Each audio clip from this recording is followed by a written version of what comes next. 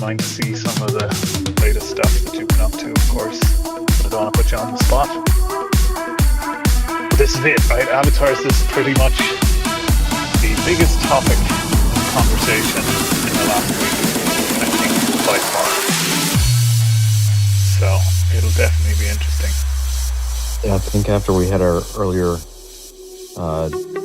sort of impromptu conversation on Friday, I think it was, and since then I've had a chance to talk to several people here and there, and I kind of noticed the mixture of opinions, like as you had mentioned, and but I think that just in the conversation that we had, there's a good chance that there's options that will meet everyone's needs.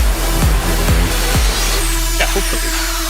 That's the ideal scenario for me. I hate to let people down, so if there's a way to keep as many people as happy as possible, I'm a people pleaser. That's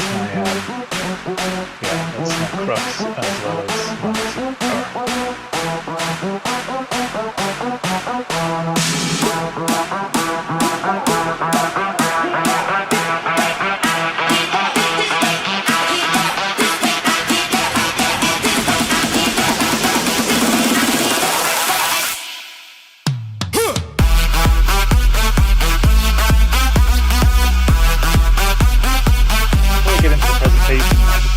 Everyone know that it's decided we're just going to go with Gorilla Tag avatars, and that's it. Screw all the other ideas. Oh, that's amazing. It's just Gorilla Tag avatars. And make sure it's Gorilla Tag movement as well. Yeah. We're going to give out shiny rocks, and we're going to let a different person every week have the mod stick. Apparently these are important things in the Gorilla Tag community. I don't know, I'm just throwing out words. I don't quite get it. Although fun fact, we're somewhat responsible for Gorilla Tag at SideQuest. It started on SideQuest and it went viral originally on SideQuest, and Meta actually ignored it for several years. So thank me for that. Yes, I know, right? Oh God. Okay. Right. I have a little presentation for you guys. It's not that long. It's actually quite short, but maybe I'll give it another couple of minutes for people to flood in, and then we can take a look at it. I think it's only What's about up, 6 Nira? slides. What's up, Kip? Hey, Robert. Sorry, just saying hi to all these familiar faces. Nice.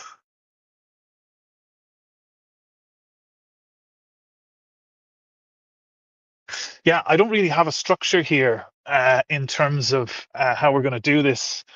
I know that Austin is streaming this on YouTube, so hello to all the people on YouTube. I was just basically planning to let people come up and join the stage and be able to talk. We'll probably keep it to maybe, I don't know, 5 or 10 people maximum up here at once, and we can cycle people out if they're done, let some other people in. But generally, you can just put up your hand as you can here in Discord to be able to do it. Yeah, check the chat there. Anybody, if you've got friends who are in work and are able to sneak away and watch this on their phone, then slap that YouTube link in their DMs, slide on in there, and let them see so that they can watch what we're doing remotely as well. But yeah, it's obviously a very important topic. That's one thing I've always kind of realized, is that in the real world, the way that you present yourself is something that a lot of people take very seriously. And I think the biggest thing that I want to get out of this chat today is just to try to hear everybody, really, to try and get everybody to collectively chat and listen about what it is that we're talking about today. If anybody is super sneaky, you'll notice I added a new Q&A I actually replaced a Q&A around the avatars. And in there, you'll see some information about what we're going to do. I actually had this presentation in there that I was going to give, which I just deleted. So if anybody was able to see that, I'll put it back in a minute, just as soon as I give it, right? But if anybody was able to see that already, kudos to you. You're clearly clued in, and you get the advantage of that. But that's right. I'm not a vampire, that's for sure. Maybe I'm like a new age vampire, right? Maybe modern e vampires. I don't know what the hell am I talking about? You know, something that was crazy the other day, we all just popped into the voice chat. I think it was Aussie guy that started it off. And I think at one point it was like maybe 30 or more people just randomly kind of dropped in there, which is really cool. I saw that yesterday and maybe the day before. Yeah, there was still lots of people in there outside of that as well. I think that's great. And honestly, it's a great thing to do for us to kind of come together as a community. Right now, we don't have the benefit of being able to jump into the campfire yet. Um, but in the meantime, you can, of course, jump into the voice channels here in Discord. And yeah, I don't know. Yeah, I don't know if anybody's noticed this, but I'm generally pretty open to suggestions on how we should be doing things in the Discord, behind the scenes. I want to give kudos to Lydia, who's doing a lot of work to try and pull together a structure for us in the community here and eventually in Altspace as well. Um, so yeah, any thoughts? You may have noticed there's a new Grab Your Roles channel where you guys can, yeah, you can assign various roles to yourself to, tell us, what you're interested in, what era of Altspace meant the most to you. Let's see, we've got 62 people in the chat. Okay, let's dive in, and I'll have a like I said, when we're done, I'll drop the presentation into that FAQ so it'll live on there forever. And in the meantime, uh, yeah, once I'm done, feel free if anybody wants to come up and talk and give their 2 cents and ask some questions or share some concerns. Just put your hand up, and we can take a look at that. But anyway, let's dive in. First thing I wanted to talk about was some stats, because honestly, this has been a super exciting week and people have been really, really active. And it is, yeah, it is humbling to see that at this stage. Like I said, we were at 950 members around the time I started this stage. I'd love to get to 1,000, maybe by the end of this event. So if any of you know anybody who's still hiding out in the deep dark corners of other social media platforms. And I want to stress, let's not spam things too much, but yeah, please keep the consistency up, because we really need every little bit, to kind of help us to make this as big and as successful. And the biggest bang that we make at launch is going to be the largest part of this, right? And yeah, right now we're looking at maybe about 7, 8 weeks, hopefully 7 weeks, until we can have a larger early access release. This week, because there's been so much energy and activity, I just decided let's put a beta out there, and let people have a quick play and feel some of the nostalgic vibes that we've been feeling internally on this. And yeah, it's offline only. It's intended for world builders. It's chock full of bugs, which is fantastic. But yeah, already hundreds of people have downloaded it, and loads of people are giving us feedback. And the primary goal was to get it into the hands of some world builders for them to create worlds. And already we've got 7 of those, which look fantastic. They're all using the universal render pipeline, which is Unity's new and shiny rendering system. And yeah, there's lots of extra visual effects and so forth that you can easily do in that system. And yeah, we've already seen a lot of that. A few nostalgic ones as well. But yeah, I mean, aside from that, we've seen news articles, major news outlets like Upload VR and Road to VR have covered us. There was a mention of what we're doing on a Apple radio podcast on the Rebecca Judd show. The Mystical talked about us as part of a featured segment in his video a couple of days ago. I've been trying to poke people in the Memories channel to give me pictures of the old days of their avatars, what they looked like. I've been turning those into custom emojis, and I've also been embedding those onto the website. So you guys can't see that right now, but let me just change the stream real quick so that you can. Website. Some of you may have seen this, but as you scroll down, we've got a nice scrolly telling effect, as it's called, right, where the scrolling is kind of linked to a journey, right, which is this mix of new and old avatars, all generations, all inclusive, some illustrations of people's avatars, things that are kind of really important to people. So if anybody is interested, please share your avatars in the memories chat. If I don't get to it, please bug me about it because I'm just run off my feet. So sometimes I miss things, but it's yeah, it's not because I've done it intentionally. So please don't be afraid to hit me up. There's one of me. There's me actually. This was my custom avatar from back in the day. Uh, that they awarded to me actually because I built stuff for the community, right? I was kind of engaged, and they thought it was cool what I was doing. And at the time, Alex Kipman was involved in kind of announcing what I've got going on. And yeah, be there together, right? That was the original tagline for AltSpace, and we're going to do it again, folks. Let me just swap back to the presentation. One thing I want to just highlight here, and I really think that this is important.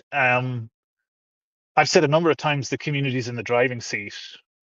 Behind the scenes, I've got what I call the AltSpace Council, which is basically a bunch of people, mostly ex-staff members who used to work in AltSpace for many years, most of the last decade.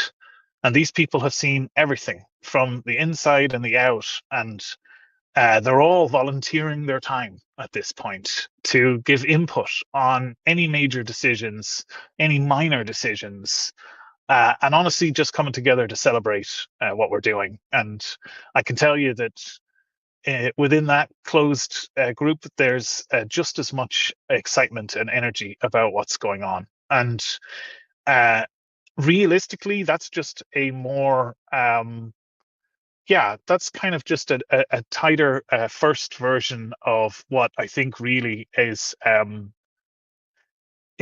plan here, which is to include almost all of the community that we can, try and get as much feedback from people and try and listen to people, because I know that was one thing that I often felt that I struggled with back in the days in AltSpace, is just not feeling heard. And that's why I'm bringing up people from the community here to talk today after I eventually shut my mouth. But anyway, I just wanted to show you here that we're hearing it. Over 60 ideas have been submitted in the last month. Sorry, week. My God, it's only been a week. Uh, and here I have the top 5 listed, which I think is important. This weekly stage is about avatars because the most commented topic was avatars, and it was diverse. There was lots of different opinions, and these numbers don't even include all the DMs and so forth I received from loads of different people. You know who you are if you're listening. And yeah, there's a bunch of other topics. Age verification, clearly a second, front runner there in terms of importance for people. And I think this is really interesting to kind of get a helicopter view of what matters to people, what's important, where we should be prioritizing our time and effort. And I'm really glad that we all agree really that avatars are very important, and we need to figure out a way to make them as great as possible. Make sure that everybody has what they need, and that we hit the ground running with what this is going to be doing. Apart from that, home worlds, what onboarding is going to look like, which is new users getting onto the platform, how it's going to be as smooth as possible. And yeah, being able to support multiple languages, right? That was a feature that was in AltSpace originally, although briefly, and eventually removed. I'd love to be able to bring that in and have some kind of, automatic translation, like an interpreter capability. I think modern AI might just make that possible. We just need to figure out the logistics of it and how we can plug all of that in. Yeah, anyway, let's move on. I'm waffling quite a bit. Um, one thing that for me has always been a kind of a key element about AltSpace is how inclusive it is. It's something that we don't even really talk about because it's just there. It's just built in. I think inherently people always wanted the community to grow. And as a result, being welcoming to new users was very much just as standard, really, right? It's just how everybody behaved. A number of people would be nice to new people. Other people would kind of see that and they would follow suit. And I think in this discussion, I think it's important that we kind of carry that through. Um, One thing that I want to be clear about, we're going to be trying to build a new uh, default avatar system, let's say. And we're taking inspiration from the original avatar system. We're also taking inspiration from the later versions of the avatar system, the humanoids that didn't have any robots but had no legs. And what we're going to create here is going to ultimately be a mashup of all of those things, right? It's going to be an homage to the old system. It's going to be a complete modern spin with all sorts of new bells and whistles that we never had before. And it's going to try to capture, if it can, a lot of the best parts about the rest of those avatars along the way. And we're going to start out uh, focusing on one area, but it doesn't mean that we're not going to also expand to other areas as well, particularly humanoids, right? I think right now, and this is based on discussion behind the scenes as well as obviously in public too, but I think right now, generally what we're aiming for is going for a slightly less gendered version of the robotic style avatars, although we may still have a slight difference between, let's say, a male and a female variant, maybe slightly smaller hips and stuff like that. You'll see it, and I think you might agree when you do. But then in the humanoids, then we will have gendered avatars, so people can decide if they want to be a male or a female version, and yeah, obviously, let that be based on whatever they identify with, right? It's VR. And I think that's certainly one area where people get to kind of be whatever they want. Yeah, so there's going to be loads of capability built into these avatars. So for anybody who is, trying to compare what we're doing here to, let's say, other platforms, the base default avatars, let's say on VR chat, whenever you hide someone's avatar, those are actually very basic blobby avatars. No real expression on the faces, no extra bells and whistles, very basic lip sync, stuff like that.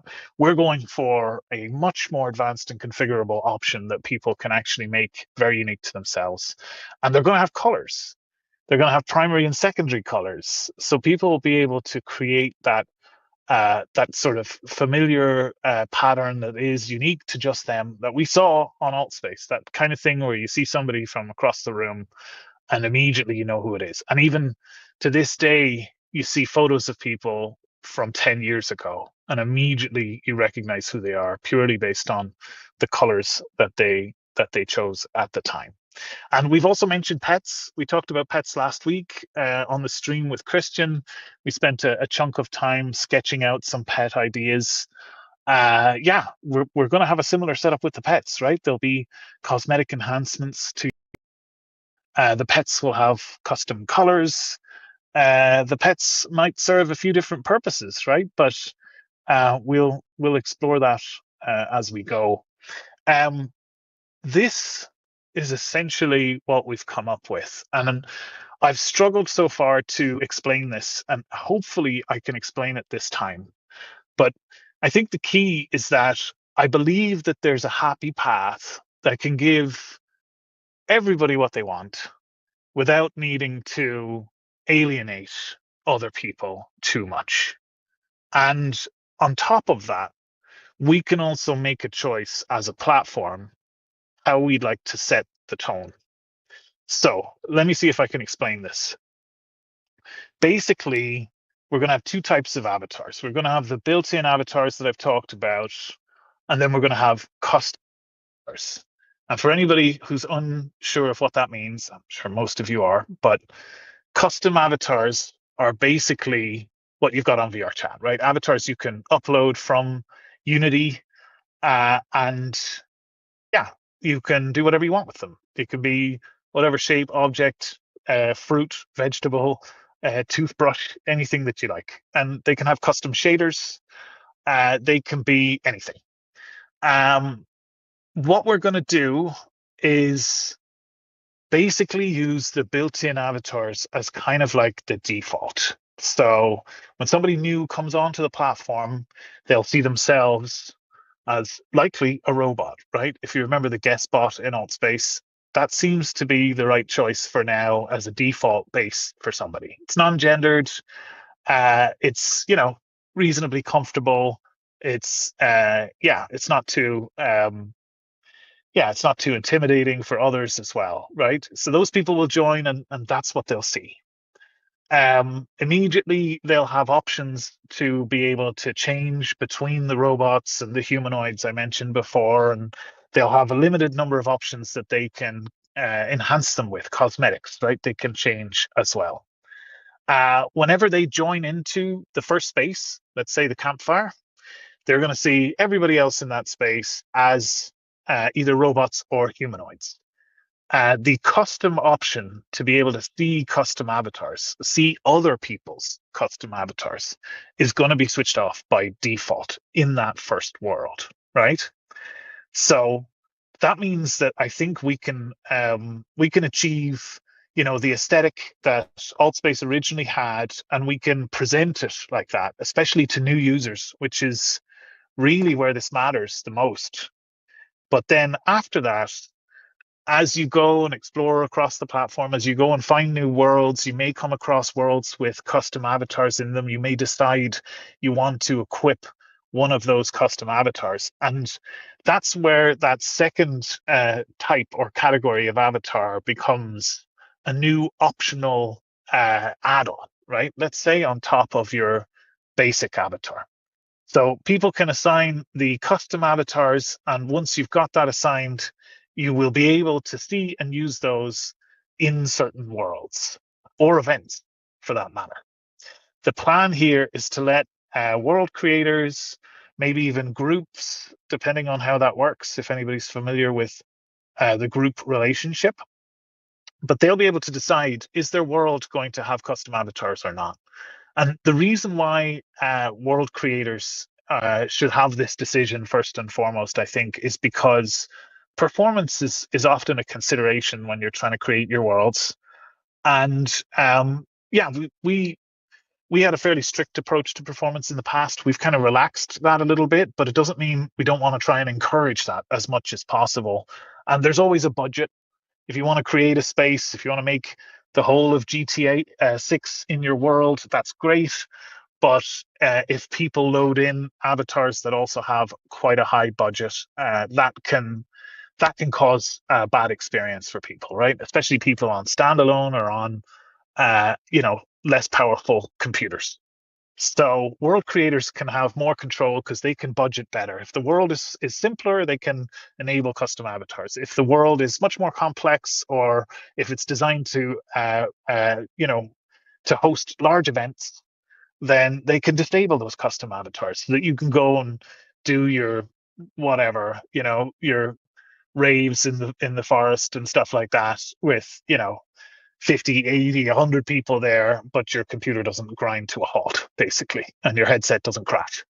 Um, so that's why world creators are kind of next in line. So they can choose per world, and we're going to choose as well. So we're going to choose for a lot of the default worlds that will have the default basic avatars will be the ones that you'll see. Then event runners or event hosts is kind of next in line, and that's somebody who's occupying a world on a temporary basis, right? And they may have a different agenda. Um, they may know that their event is going to be aiming for a specific target audience size, so they may know that they've got more headroom, or it might just be preference, right? They might decide we don't want distracting avatars, or we do want distracting avatars. Depends on the nature of the event. You may want to do that. It could be a fashion show where you want people to be all dressed up, or it could be, like I say, large scale get-togethers where you want things to stay optimized. So events will be able to override the world option, but only during their event, right? So at this point, we've got all this control. We've got three layers of control coming into the equation before it gets down to you, the individual, and what you'll get to do. And the truth is, you're going to get to override all of those. So even if the world says you can't see customs and you definitely want to, you can just say, give me them. I want to see them. If the event says you can't see them and you want to, you'll be able to see them. And what's great about that is that just affects you. It doesn't affect anybody else. You won't be able to enable your avatar so that other people can see it, but you'll be able to enable other people's avatars so that you can see it. And I think that that's really the key here. And even in places like the campfire or any of the main spaces, if you want to live in a world where you can see customs, you can do that. But other people who want to live in a world where they see the built-in avatars and that's how they live, they get that too. And I think that this can work as best. That this is the best possible solution. Basically, how it's going to work in the menu, how this will be presented, you'll have in the settings, you'll have an option for custom avatars, and there'll be like a three-way toggle switch. The default will be auto in the middle, which basically says the world or event is what defines it. And that is going to be the default for new users as well. If you never want to see customs and you just want the original Altspace experience, you can slide that to off and you will never see a custom avatar on the platform. If you always want to see custom avatars, assuming that somebody has actually equipped one, then you can slide that to on, and that means that in every world and event, you will see them. And if performance is a problem in a large scale event with lots of people, I mean, at least the control is in your hands and you get to decide whether you want to make that trade off, right? If performance is bad, you could turn the avatars off or put yourself back onto auto, for instance. Uh, I know there might be a lot of comments in the chat. I'm sort of jumping between the presentation and the chat, so I'm not seeing any of them. I will try and read back over in a minute, but I hope that this makes sense so far. I want to tell you that this graphic, I thought when this sort of started to kind of solidify in my mind, I thought this makes sense. It should be clear. I should be able to explain it in a couple of sentences. And it's on me. It's my bad because I assumed everybody got it, but they clearly didn't. Some people wanted to run polls to see if we could just make a decision on either customs or no customs. And what I was really trying to put across was that we should try this. We should try a world where everybody can have what they want and everybody can be happy. And within communities, which is what we're building, there's always smaller groups, sub communities, if you will, right? That people kind of come together around a shared friendship or certain topics or whatever it is. And one group might decide, yeah, we want customs. Another group might decide, yeah, we don't. We want the OGs, and that's fine. And they can both have that. And each group will look across at the other group and will see the avatars that they would hope to see. So Yeah, that's it. I'm hoping this graphic explains it. Please feel free to take a look. Ultimately, the key is that the platform and then the world and then the event, those will set the tone for your experience. But ultimately, you as an individual will have complete control to override and push it into either direction and be able to decide what's best for you. And I think that this could work. I'm pretty excited about this approach. And yeah, I think what's important here to remember is that we want to try and capture what made AltSpace great. Of course, this is a difficult thing to achieve. There's no doubt about it, and there's a lot of people who feel very strongly about it. And in some senses, we only have one chance to kind of get this right. And some people feel like, it feeds into the culture of the community, this kind of decision as to what we make. And I think what's important to note is that we want to try and make this as successful a platform as possible. And part of that is going to be trying to cater to the needs of new users. And right now, we are the David in the David and Goliath when it comes to us versus, let's say, VR chat or any more established platforms, mainly VR chat.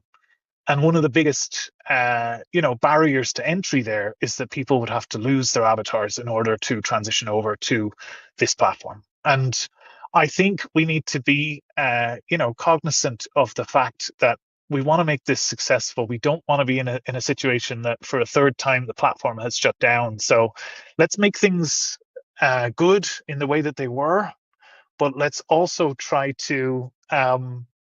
try and be accommodating and do things slightly differently so that we won't make the same mistakes as before as well. So I'm nearly finished. There's not very much slides left. Yeah, this frame basically covers what I've just said. Is exactly that. We want to try and do something new, make some new cool things. Here's some renditions, which were very quick, and Christian is going to do some better versions with all the colors, which I'll share with you soon. Um, but basically, yeah, we want to preserve what made the platform great.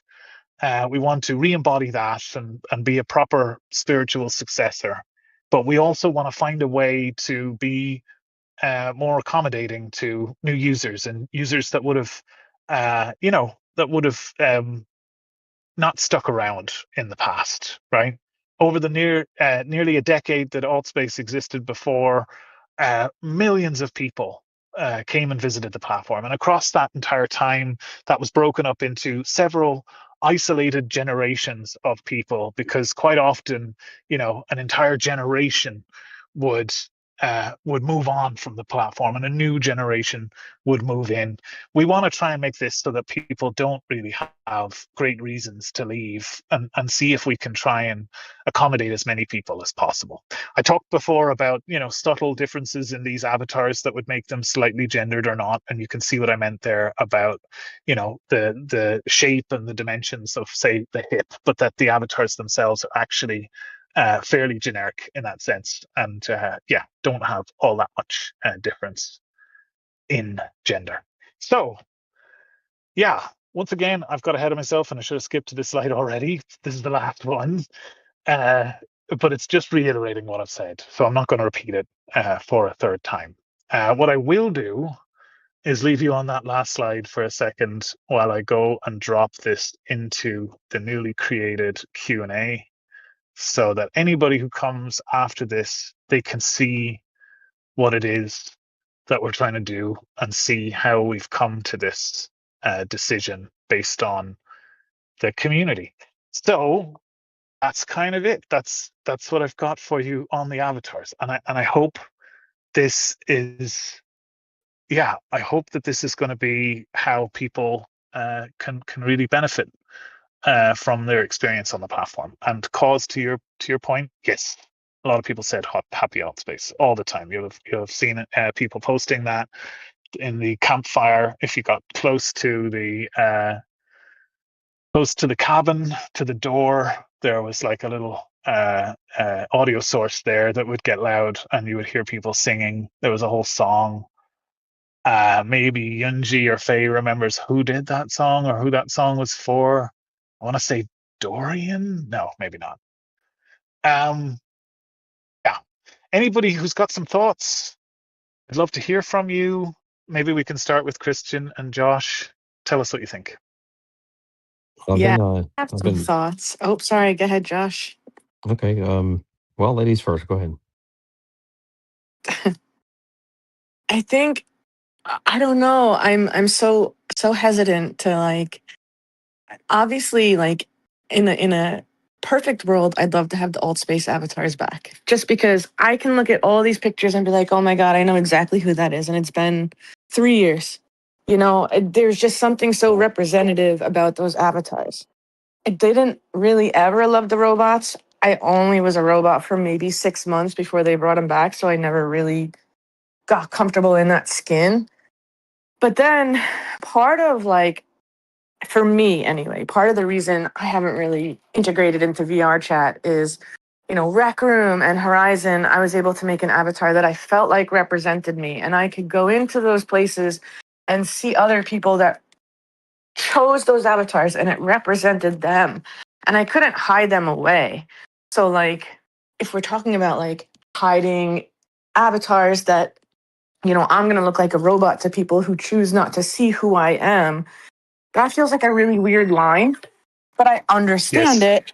But I also understand that like VR chat is like a really good point of contention here because VR chat, I can go in and I will recognize nobody simply because they constantly change avatars or, there's people that will Yes. pay for those avatars and then that represents them. And then I'll get used to that idea that that's who they are. And that's who they want to be. And that's who they're representing themselves to be. So the last thing I want to do is hide that away. And I get the performance thing, but then like how many events or worlds will not be gone to because I can't be who I want to be or represent who I think an avatar would represent. Like it's just there's so much here to unpack. But I also Yes. understand that like there's so many other opinions, people really want the humanoid alt space avatars. And towards the end, we had a few creators making clothing options and different body options and ears and chokers and tails and all that other stuff. And that was great. People were paying a lot of money for that stuff, which was Yes. fine. That's what they wanted to do. So when I think custom avatars in alt space, I think the humanoid like base model where you could choose your hair, your body size, your clothing, and then like the custom part comes from like the other clothing, whether I want to be in a bathing suit or, put a pair of ears on or something like that. Like, so Yes. there's just so much, that I know can't be done for so many other reasons. But also I fear like if you want to hide me, then like that also bothers me because like I don't want to be hidden. I want you to see who I'm representing. Like to what end? So I don't know. That's my Yeah. spiel for now. Lots of Yeah, I kind of feel Yeah. the same way. Listen. That I've read a lot about Yeah. what people are saying in the chat, right? And I get that. I spoke to you about this earlier about there's pieces of alt space that made it alt space that people will be expecting when they come back.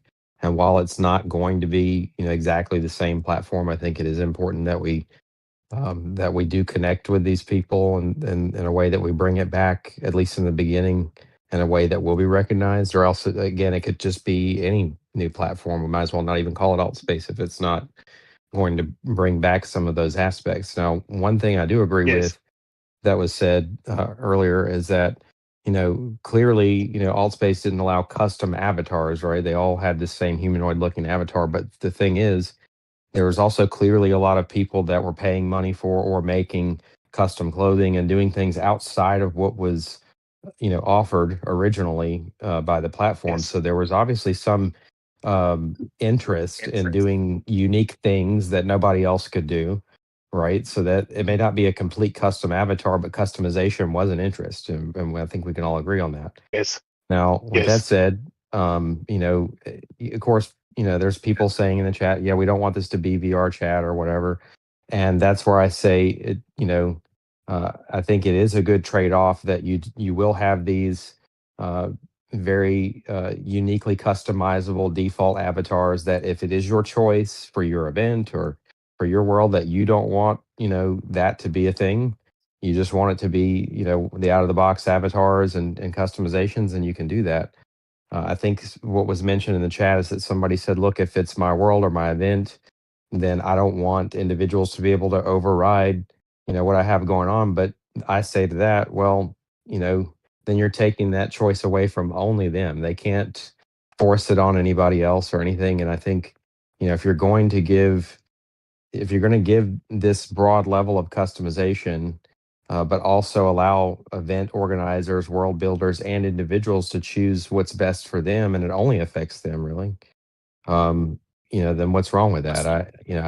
I don't think that the answer is to lock everybody down to, just one type of avatar like AltSpace used to be.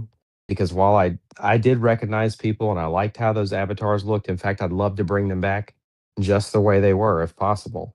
But one thing that I did miss is the ability, like I never really went to VR chat, but I did like the ability to have a custom avatar, right? But I do get performance things. I do get that if you have an event, right, and it's something serious like, hey, we're gonna, talk about a product that, a team might be working on, or you're doing something like that. You don't want the, Jeff Jet Puff Marshmallow Man to start like running through your event, right? I get that. And so where maybe a trade-off would be, Shane, somebody mentioned if it's my event, right? And I don't want anybody to have those custom avatars or be able to play custom avatars with their friends and doing stuff. I get that, but I'm also not seeing how that would interrupt your event or hurt anybody else that chooses not to see that stuff. And you also, you're a moderator of your event. You have your rules. If people are causing a distraction, whether it be through their avatars or whatever other actions they're doing, you could just simply kick them out. And then Yeah. ultimately it's sort of a democratic thing across the board where, if you build worlds, events, or whatever, and it's not inclusive or not attractive to the majority of people, then you'll know that because they won't be showing up. And so then you'll have to rethink how you present that. So I guess all that to say, I think I'm in agreement with most people when I say that whether it's robots or the humanoid avatars, the focus should be first bringing back the aesthetic of the original alt space with a collection of avatars and customizations that are out of the box that people can use to be instantly recognizable, preferably as close to what they used to could do, I think is the consensus. But then personally, I'm saying that I don't think the introduction of custom avatars in time would be such a bad idea as long as those controls are given to the different groups of people and individuals that allow them to have the experience that they want. And so I guess that's really what I wanted to say. I'll shut up now. Awesome. Thank you. I appreciate it, guys. As well, I'm gonna spend most of my time being quiet here and just listening to you. So you guys are running this event from here on out. I'm not going to be doing much. No, I will. I'll Sorry, can I jump say in if I've something got real quick? if I've got if I've got 2 cents. I tell you what. Let's go. Just an impromptu ordering. Let's say. Let's go with who has come into the chat first, and we'll go with that as like turns in terms of who wants to speak. So I'll just be the host, and I'll ask others to dive in. But Daisy, you might have an opposing point, so I wanna hear what you've got to say. Yeah, tell us what you think. Well, I agree with the chap who's just been speaking that Gosh, yeah, bring, bringing Altspace back the way people recognise it as is humanly possible is the right way to go, because this is how it seems to me.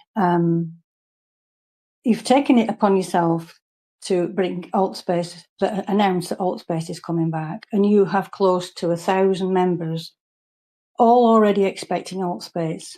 It's a massive responsibility.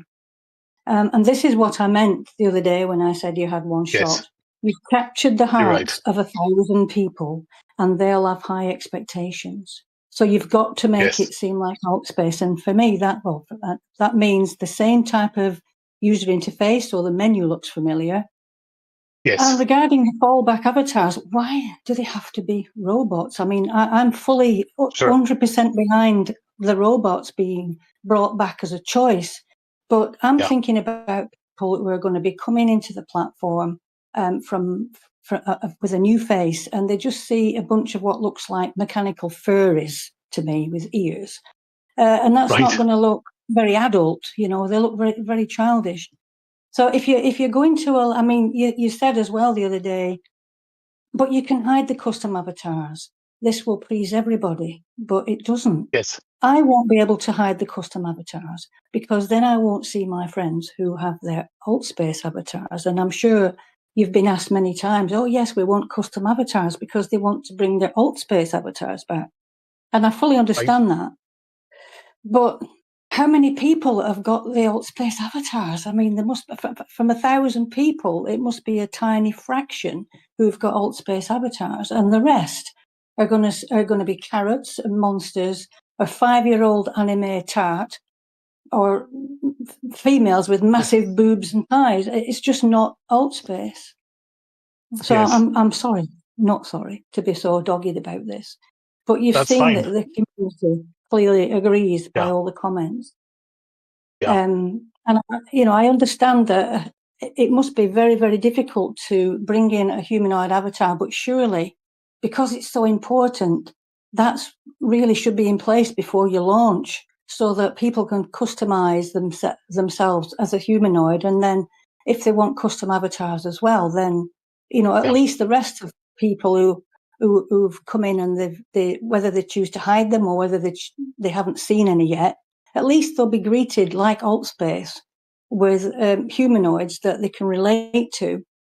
So even though I would be sacrificing my own AltSpace avatar, I would gladly do so in favour of a standardised new avatar that everybody has at the outset that we can customise to look as much like ourselves as we can. We want to Yes. recognise our friends and everybody else without fiddling with the menu to show or hide them.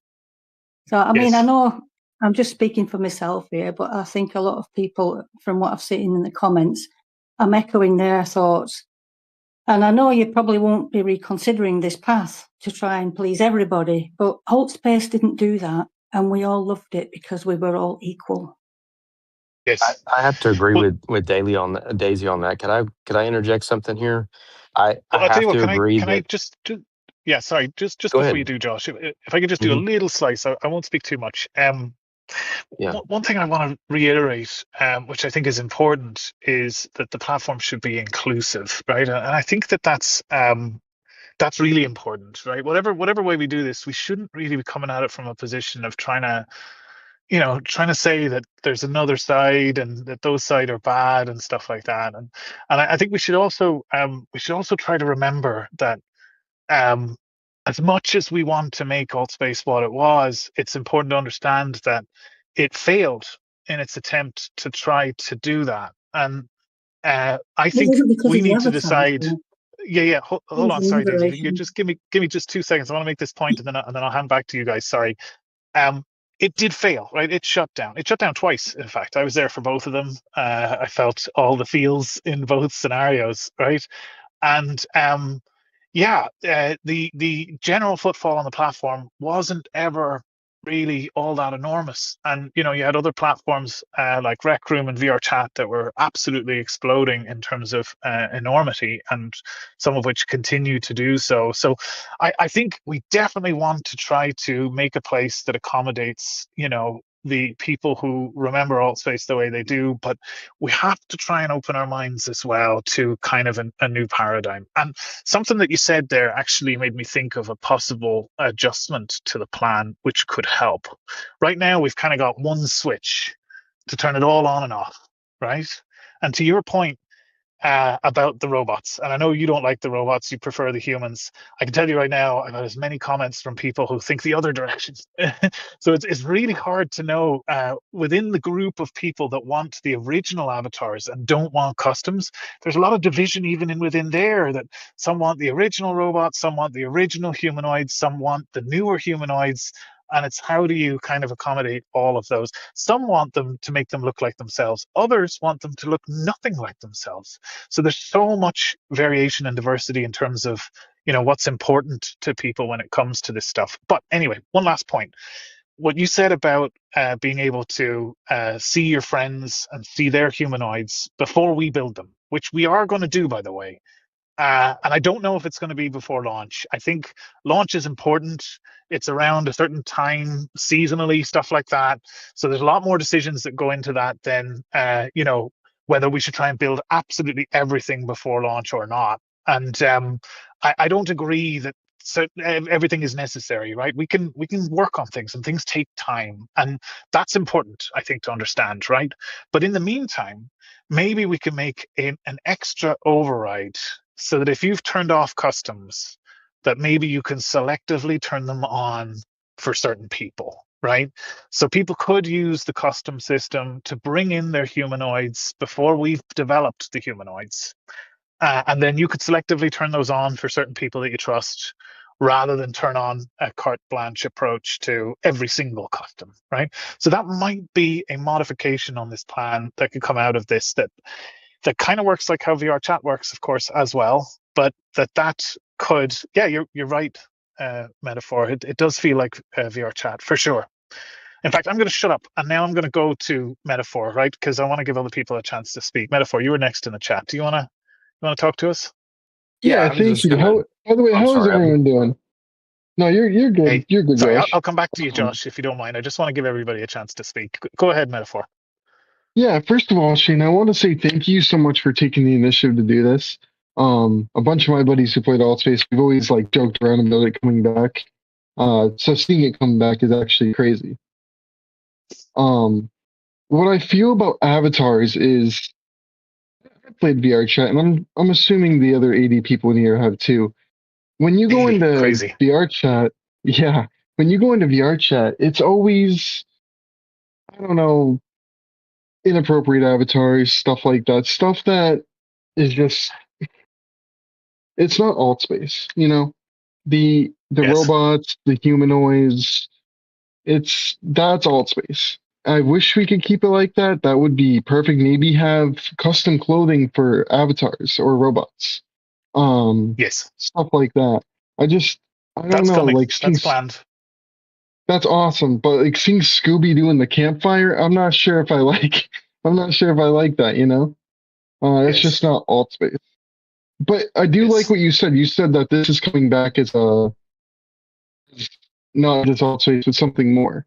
I just don't want that something more to feel like VR chat or you get what I'm saying? Like I just don't.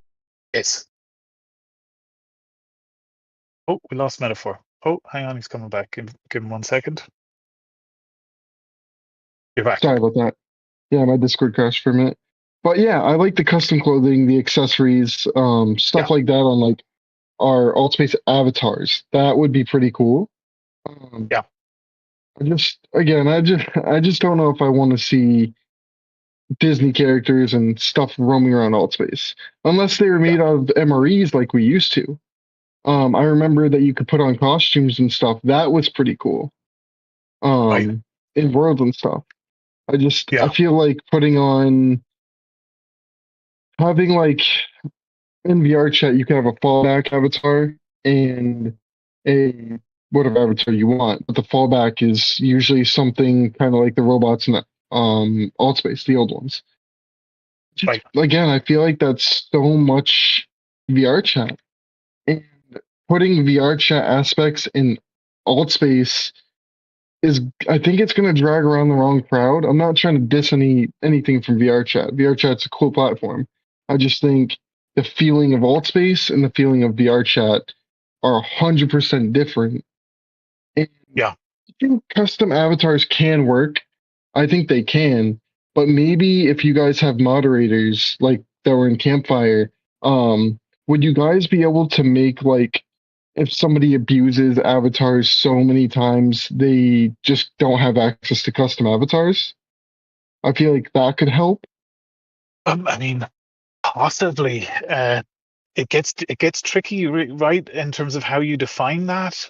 Because what I'm hearing, I think, from a lot of people is that, they don't want this to be a carbon copy of VR chat. I get that, and I don't think it will be. VR chat will have fallbacks. It will be, or they have fallback avatars. Those are fully custom as well, by the way. They can be anything. You can have, Mhm. Disney characters as both. I think it's interesting to hear you say that you don't want customs, but that you do like the MRE setup where people effectively have customs. So it's interesting to hear Yeah, that kind of conflict in what you're saying there in terms of I want customs, but I don't want customs. But what I'm hearing generally is that it feels like there's a use case to have, right, we're all wearing our regular clothes, and then maybe a use case for sometimes we like to dress up.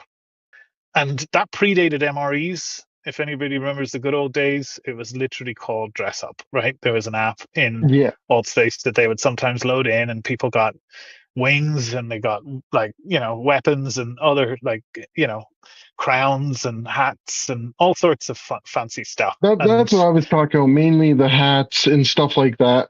Like I even sure, saw some tuxedos and stuff. Like those are pretty cool.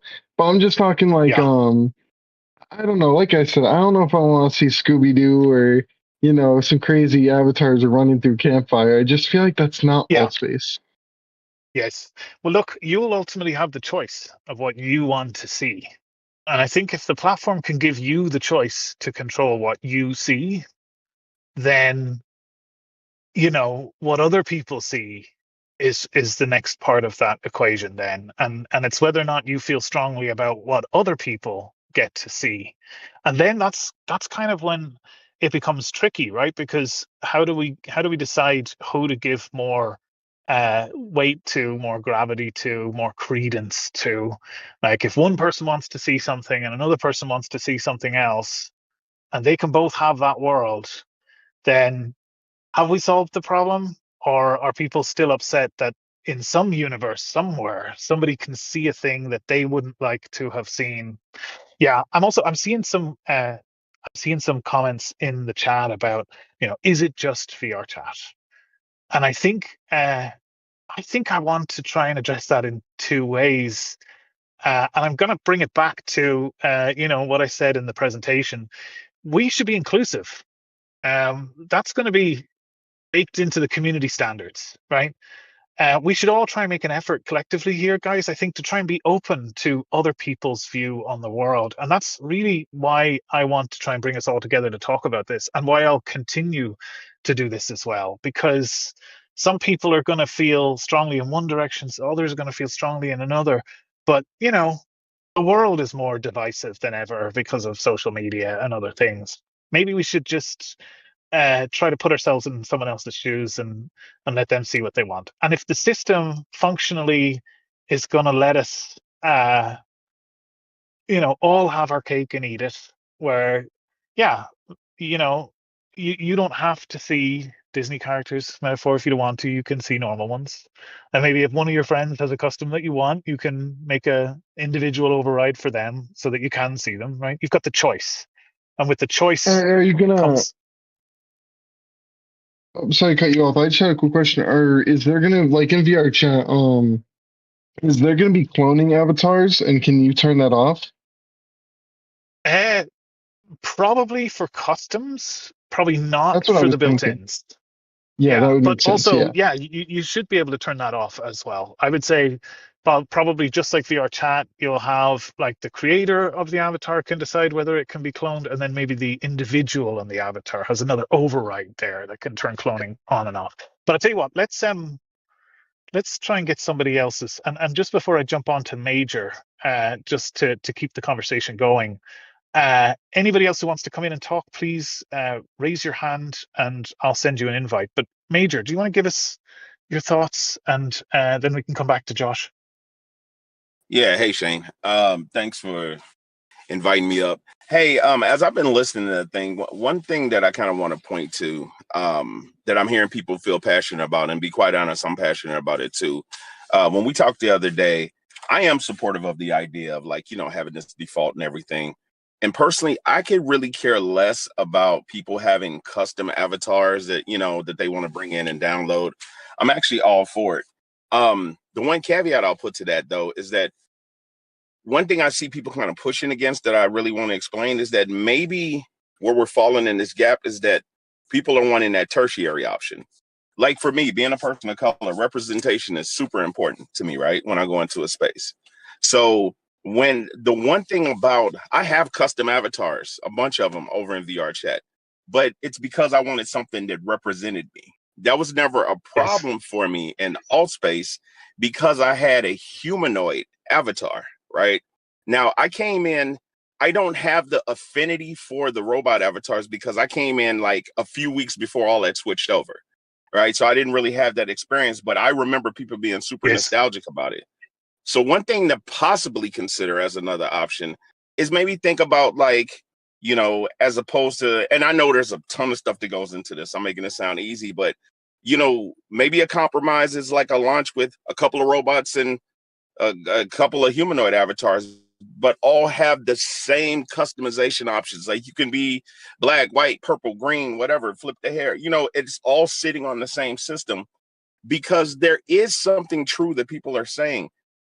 What always trumped Altspace versus VR chat, and I'm in VR chat actively now, is that if my friends don't have custom avatars, there's a connection thing that's missing there.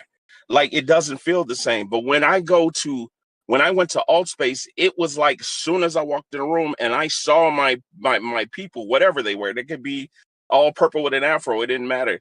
There was something that brought a more human connection. And from a gameplay standpoint, it made me want to be in there more. It made me feel like, hey, there's my friend. I know you.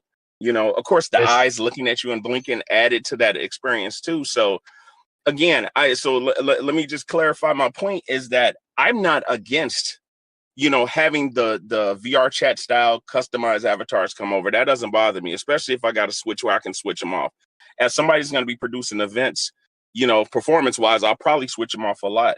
But I would love to have that, again, that third option, that tertiary option of being a humanoid early on and just kind of establishing that identity. It doesn't have to be hyper complex. And, if it's a copyright thing with the old avatars, I'm willing to move into something different, but something that could sit alongside the robots where I could be a robot or I could be a boy, and just being Yes. able to have that representation of me.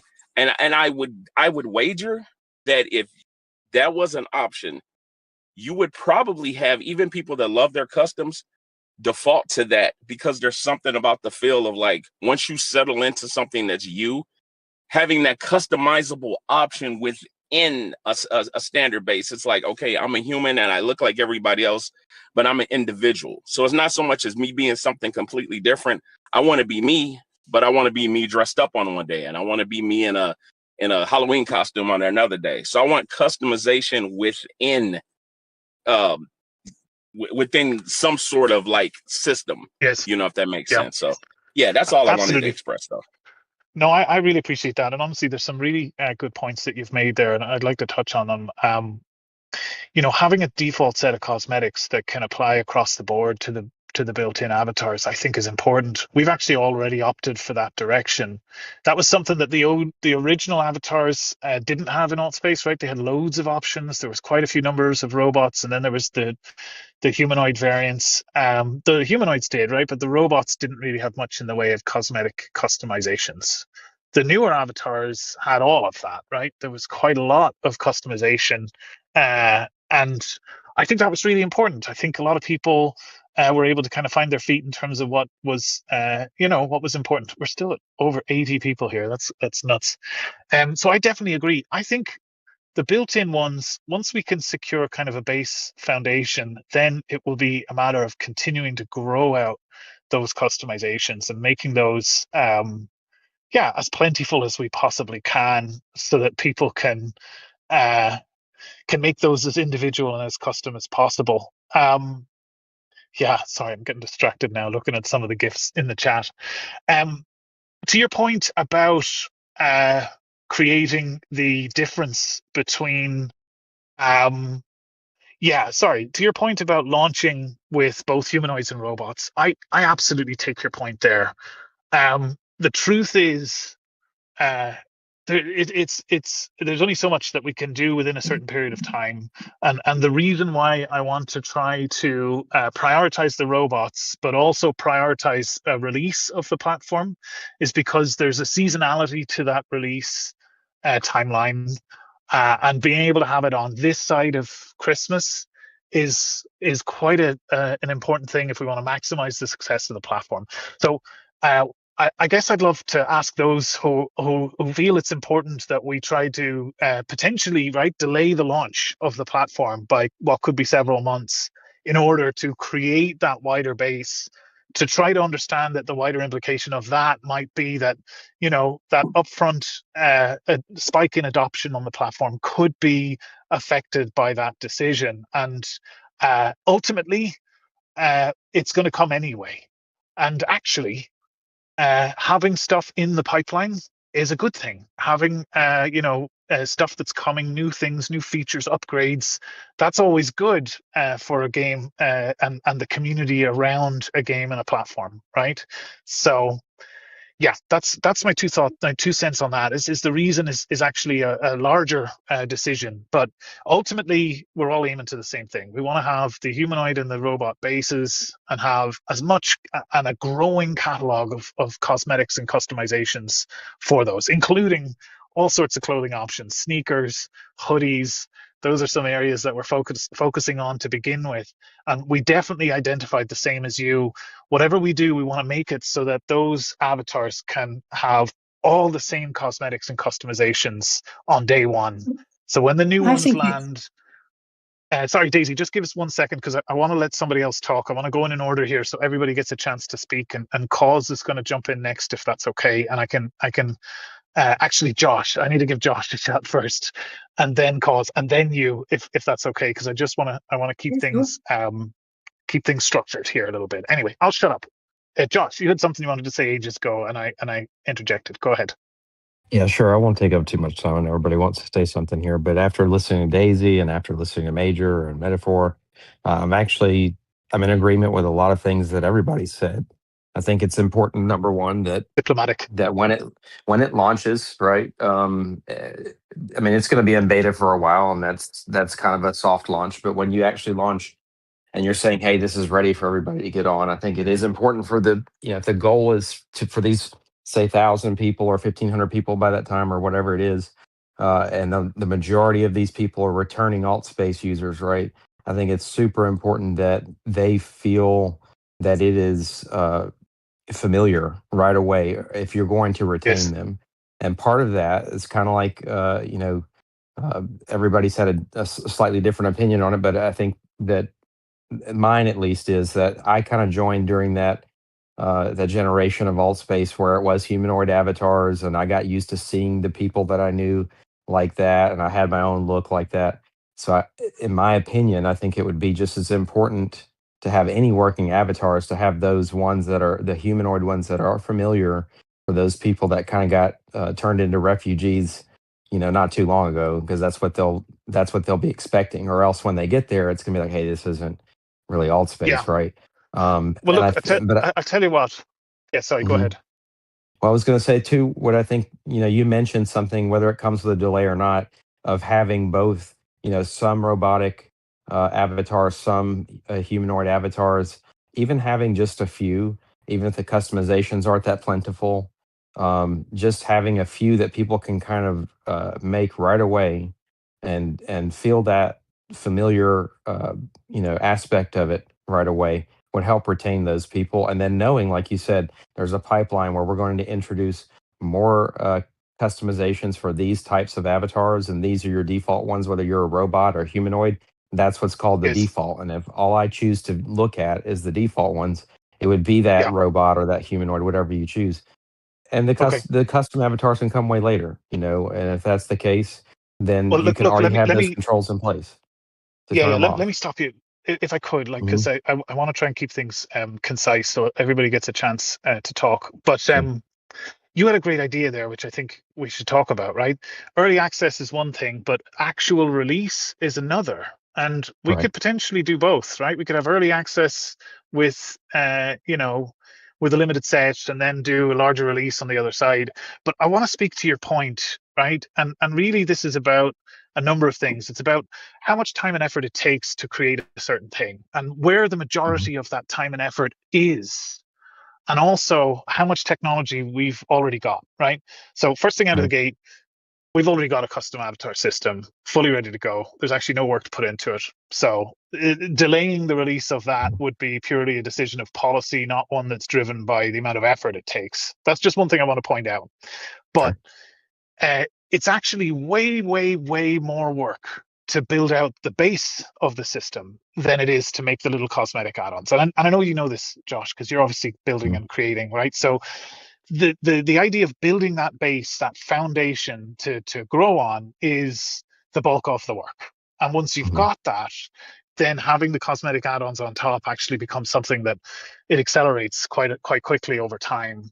And actually, with what we're doing with the robots, in the amount of time that we've only got time to create the base and do a limited set of cosmetic add-ons anyway, right?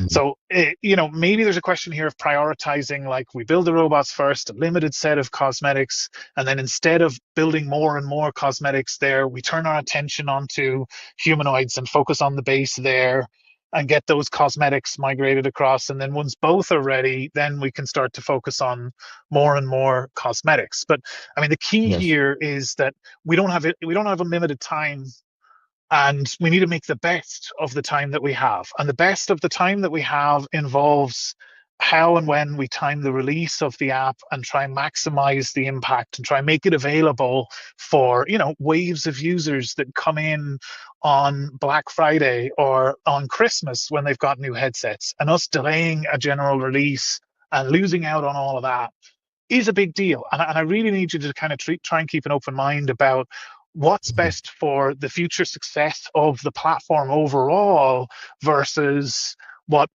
we as original members of it all want to see. And we want to try and find a balance between that. That it doesn't have to be either or, and that, yeah, it's about trying to make the best use of our time to try and prioritize as best we can, but also trying to make the biggest impact with what we're trying to deliver at the same time. So I'm going to jump over to Cause because I know I've been talking for a while. Cause, what have you got for us? Oh, hello, hello. Here, tell you what, man. I'll jump on camera so you're not Love alone. it. Oh no, I don't Thank know what's you. I happening appreciate though. that. Uh, what's going on? Of course. I Well. appreciate the yeah. Oh well. It's I the don't know thought. why it It's the didn't thought work. that counts. A lot of good stuff has been said, and I'm not going to try to repeat anything. That's everybody's brought up some great points. And Shane, first of all, thank you for undertaking this, and I do appreciate how much effort you're putting into. I mean, it clearly sounds like you've made up your mind, and we're going to have custom avatars. And I do appreciate the system you're putting in place for allowing people to customize. I just kind of wanted to bring up a few topics of alt space psychology to keep in mind for you and everyone. One, custom avatars can be found in VR chat and banter. There are other places that have these, and so what we're missing is a lane that just stays in that lane and doesn't allow everybody in. So now, when you say inclusivity, I agree. Coming from the burning scene, radically inclusive, but that doesn't mean not within a set of principles. So a limited scope of inclusivity rather than just saying, "Hey, everybody." So, it kind of like think of it like of an open-ended essay versus a topic essay. You're still going to get 20 essays that are all different within that topic, but if you say open-ended, uh, who knows what you're going to get. The unpredictability of these avatars is the issue, really, not whether they're bad or good. It's that um, professionals don't like going to VR chat. Education doesn't like going to VR chat for the reason of these avatars and all the reasons that everyone has said. One of the things that AltSpace really had in its pocket was the professional community because it felt safe to always go there and know that you weren't going to see the things that have been brought up. So I don't know. I just kind of wanted to like get that point in there too, that you can be Appreciate it. inclusive within a limited set. And I don't think it necessarily has to be humans or robots or whatever. The robots will be fine. Back in the day, AltSpace ran just fine with robots for a very long time, and then everybody made a Yeah, huge stink when they were gonna get rid of them. But guess get what rid of them. happened? Everybody got over it, and they got their, oh, these are great, these are fine. So I think like even this town hall, there's a lot of build up, a lot of anticipation, and a lot of feelings that Yes. once the system is in place may be a little alleviated because we can get in Yes. there. But like I do agree that maybe start with the base, the standard, just the robots, whatever. Let the custom stuff come later. I know you already have it all built, but like let the community decide for a little while, at least during the pre-release, if that's worthy or necessary. And then if people are kind of clamoring for it, bring it in. Yes. Absolutely. Um, yeah, I appreciate your thoughts, and you make a lot of good points. And I do agree that there was a certain, uh, let's call it like brand safety. Oh, you got it. Nice. Yeah, I am an avatar. There was a What? certain brand safety that kind of came with Altspace that made it easy for people to attach to it, and I totally get that. Agreed. What I wonder is, and this is the hardest part for me, right? Is it's such a difficult decision to make, and I want to try to hear everybody and hear all the different positions. And there's such Oh a wide wow. range of positions on what this should be, and ultimately, it's an important decision because it affects the future of the platform considerably, right? If we go one direction, we could make a certain group of people. Hey, Josh, how you doing? We could make a certain group of people happy and make another group very unhappy. And yeah, I guess what I'm kind of excited about with the current plan is to try to no, Turtlebird, I'm going to say no to your idea of polling people because um, there's a lot Love of the sample size. division in what's going on, and I think the plan that I want to take involves no division, right, or less division, in that more people can have what they want. And I think it's ultimately it's very attractive to me to not have to deal with one side of the community that feels one way and another side that feels another. And right now, I've already seen this conversation go way beyond the ideas section in this server. It's spread across other servers, other social platforms, and my DMs have been lit up. And I could do a poll, right? I could literally go through and categorize every single message that's been sent, and give it a sentiment score in either direction as to what they're wanting. And the truth is, like, even with you, cause what's happening is that you don't mind the robots, but other people do. And even within those subcategories, there's still a lot of division there. And I I, think I want to try and it's not find gonna. Go ahead. I, Sorry. I, I want to try and find something that can make as many people happy as possible. And if we can have that brand safety because the platform has set the tone by setting the defaults so that new groups come in, they'll see a safe environment, right? That's something that you don't get on the other platforms, right? That's something that's not available. And Indeed. I do agree with you. Like we can invest more into those variations of being able to apply the cosmetics, and giving that a priority means that we are making a choice. But Another point on that is a creator economy potential. Like if you want to loop in money into this thing, the idea of allowing people to create kits and accessories to add on to the customized base, which becomes infinitely harder in a yes, custom situation. so that's a whole other spectrum of conversation. Yeah. I've had a little bit of chat with people on the whole economy side of things and the monetization side of things. And honestly, my opinion is that it's actually come to a point where we as a platform, it's almost untenable for us to operate that kind of economy, because platform fees, store fees, our requirement to take a huge chunk of the revenue there means that creators are going to end up with way less in the end, no matter what way you do it. I'd love for people to create their own economies, and those already existed and have existed for quite a while, right? But something I haven't mentioned here, which I think I should, and something no other platform has done really, as far as I'm aware.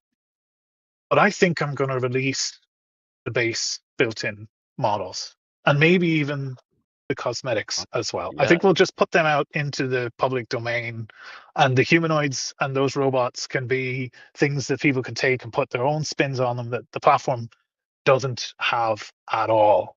And those are then, they would have to come back into the platform as customers, right, effectively, but they would have that consistency. And really this plays into our ability to set the tone by trying to encourage what we want, and That's a trying to good give point. people what we think is important, but by doing that without taking choice away. And this is really to the point of that slide I've got up there. Giving choice doesn't mean we have to take it away. Giving it doesn't mean we have to necessarily compromise either, because we can still have a safe environment, and the defaults protect new users, protect new people who come in. But yeah, sorry, go Let ahead. me posit this. Let me posit this. So this you brought up a really good point about the kind of community correction, and one of the things AltSpace was kind of famous for was that sort of community self-correction. And so I wonder if there could be perhaps some community guidelines on what types of custom avatars can be brought in, so we don't see, naked anime babes bouncing around and things like that. Like there could be, maybe if you're going to bring a custom one in, it has to be within a certain poly count, can't have sounds, can't have particles, blah blah blah. We have at least Maybe. limit what you're allowing people to bring in. Not just like wide open pipeline, but you can Yes. customize within these parameters. I think an I easy mean, I think report that's it. system would help with that. And as long as Yes. moderators were responsive to those types of reports, I think that self-correction you talked about would happen. Yeah, hope to Yeah, see that. you're definitely right. I like that idea. I generally like that idea, but I think That's why I what we say would not have to rules, have is guidelines, so we can guidelines. report. Yes. Yeah. If we had something like a voting system where people could basically upvote ideas to be able to put policy in place, which I feel like is a general Yeah. democratic way to do this kind of thing. It's not a bad way at all. That if the community felt strongly enough, and we could ensure bandwagoning and other things don't end up influencing stuff like that. But if they felt strongly enough that X things should not be allowed, that we could try to enforce that. But I think what's important here to note is that for each individual person, they're going to lie somewhere differently on the spectrum of what they consider acceptable and what they don't consider acceptable. And very soon it becomes the situation where it's untenable. If we're getting hundreds and thousands of reports from different people with different thresholds of acceptability, how do we have any kind of uniform way which is to which, enforce which is those or act on those? which is a fantastic argument for having a standardized avatar. Yeah, but I Then you feel don't have like all those problems. sure, or we just don't have the policies. That's another argument, right? That's another thing. So that's an equal way to kind of just have a you know a less open approach to the problem, is that we just say no, people could do whatever they want. So Can I just say I think that? what's important, yeah, Can I just say you're wrapping your desire to allow customs because that's what you would prefer as inclusivity. But you mentioned Rec Room. They had hundreds of thousands of users, and their avatars were flipping awful. They were Yeah. standardized avatars that didn't look anything like the lovely avatars we had in AltSpace, and yet nobody minded that because they were all equal. They had lots of customizations, loads of clothes, and people are happy. They're happy with the simple things. I think you're yes. getting too wrapped up in being all things to all people because there's a minority that want custom avatars.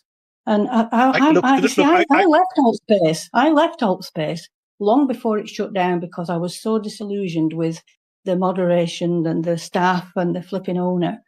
But so I want this for the community. I really want it to work. I want to be able to bring everybody home.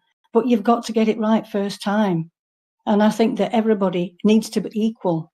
And like yeah. Cause and Major said, yeah, So bring the look, customization in later. That is fantastic. We're all there already. We've all got the AltSpace feel, and they're all home and they're all hooked.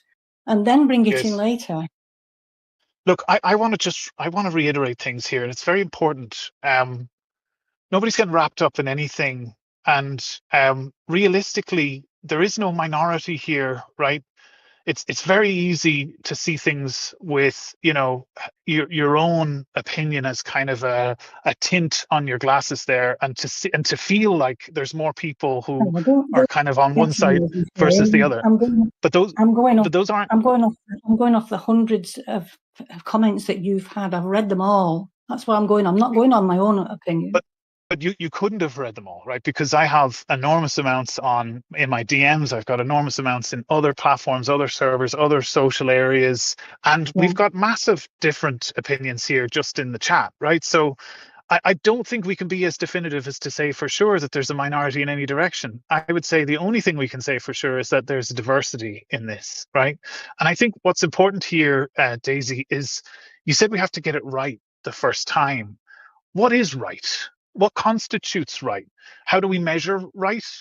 How do we know that we've done it right? And if we're sitting here in 5 years' time or in 10 years' time and we're looking at having to potentially shut the platform down again, does that mean that we were right or that we weren't right? And I think Okay. ultimately what we want to try and do is to appeal to, as many users as possible. And I think the fundamental there, and I'll always come back to this, right? Uh, it's about the community. It's absolutely Yeah. about the community. It's not about avatars. Even though Well, we're spending that a lot was of my time here talking argument. about avatars, That's my it's argument, the about community. the community. Yeah. So it is And you see, important to remember that. if we could change, if we change our mindset here and realise that you are creating a brand new platform that's got nothing to do with Altspace, then it all makes sense. And what you said is great. But we're talking You about see, Altspace, and everybody Altspace wants Altspace what means Altspace was. different things to different people, and you have to remember that. You have to try and keep an open mind. What you want isn't the same as what other people want. And I'm trying to leave my own opinion to one side because honestly, I would agree with you, right? I had the original aesthetic. If I was to put myself in a camp, I would say my original custom avatar is what I wanted, right? And it was a humanoid. It was based on the same base model, but had slightly different clothing and maybe a hat and a beard. That was it. At one I point, I had remember. really thick lips, which looked really strange.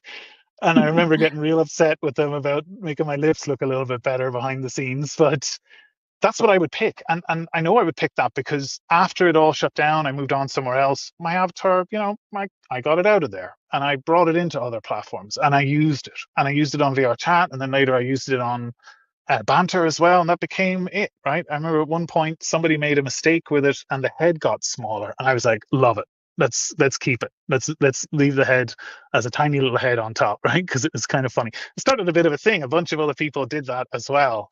But I think the important thing there is that I did that because that's what I chose to do.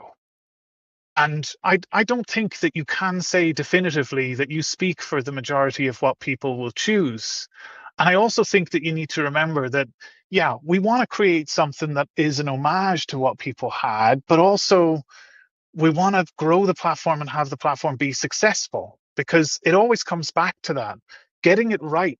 How do you measure getting it right? We can create something that we'll all enjoy and that we can just hang out there for a while and the numbers will stay reasonably low. uh, I'm just going to delete that if you don't mind. No polls, please. There's not this is not a poll situation, guys. I'm not inviting a poll to talk about this. What I want to be clear here about is that we need to try to do things a little bit differently, right? And we need to try and figure out a way to overcome the objections of the vast majority of users who didn't interact with Altspace, and or who came and then left, just like you said you did, right? We need to find a way to make it an inclusive community platform where people come together and listen to their users like we're doing right now and have town halls where everybody can talk and put their views across. But it's important to note that, on certain things, your views might end up being the ones that come into fruition, or they might not. It doesn't mean that you're not being listened to. It just means that, and ultimately the decision gets made and it has to be made in one direction or another. And I think what's important here is, honestly, we're getting away from the core part because what we're proposing as a system is going to allow, like I said, everybody to have what they want. And I think ultimately what we're talking about here is, in your opinion, Daisy, to decide that other people who don't affect you, who have nothing to do with you, that they shouldn't get what they want, right? And I guess I struggle because ultimately I'm going to have to deal with the backlash of that. I'm going to be the one that's going to have to listen to, the same feedback over and over again when people tell me that they want customized options. And I'm going to have to defend that. And it's going to be based on, well, Daisy told me that this is what the majority wanted. And honestly, I just don't think you can say a blanket statement like that. And I think you need to try to keep an open mind. And I really try and encourage you to do that. And it's not a I'm question of sorry trying to for wrap coming up it. across. Yeah, I'm sorry for coming across so strongly. I'm just passionate about the You're community. passionate. That's all I it get it. is. Everybody here, that's the one consistent thread through all of this. Everybody is really passionate about this. And it kind of brings a tear to the eye a little bit about who's passionate. We've been all talking for quite a while. Is there anybody else in the chat? I'm just going to put a shout out there. If anybody wants to come in and give their 2 cents on this, please raise your hand, and I'll be happy to invite you in. While we wait for them, I just want to say I do like the idea of the democratic voting system and even towards avatars. Now, what if, let's say, someone comes in with their custom avatar into a room and it's trolly or it's bad or it's inappropriate, whatever. Everybody in that room can like vote to maybe kick them or even force them into their base avatar if everybody says no, thank you.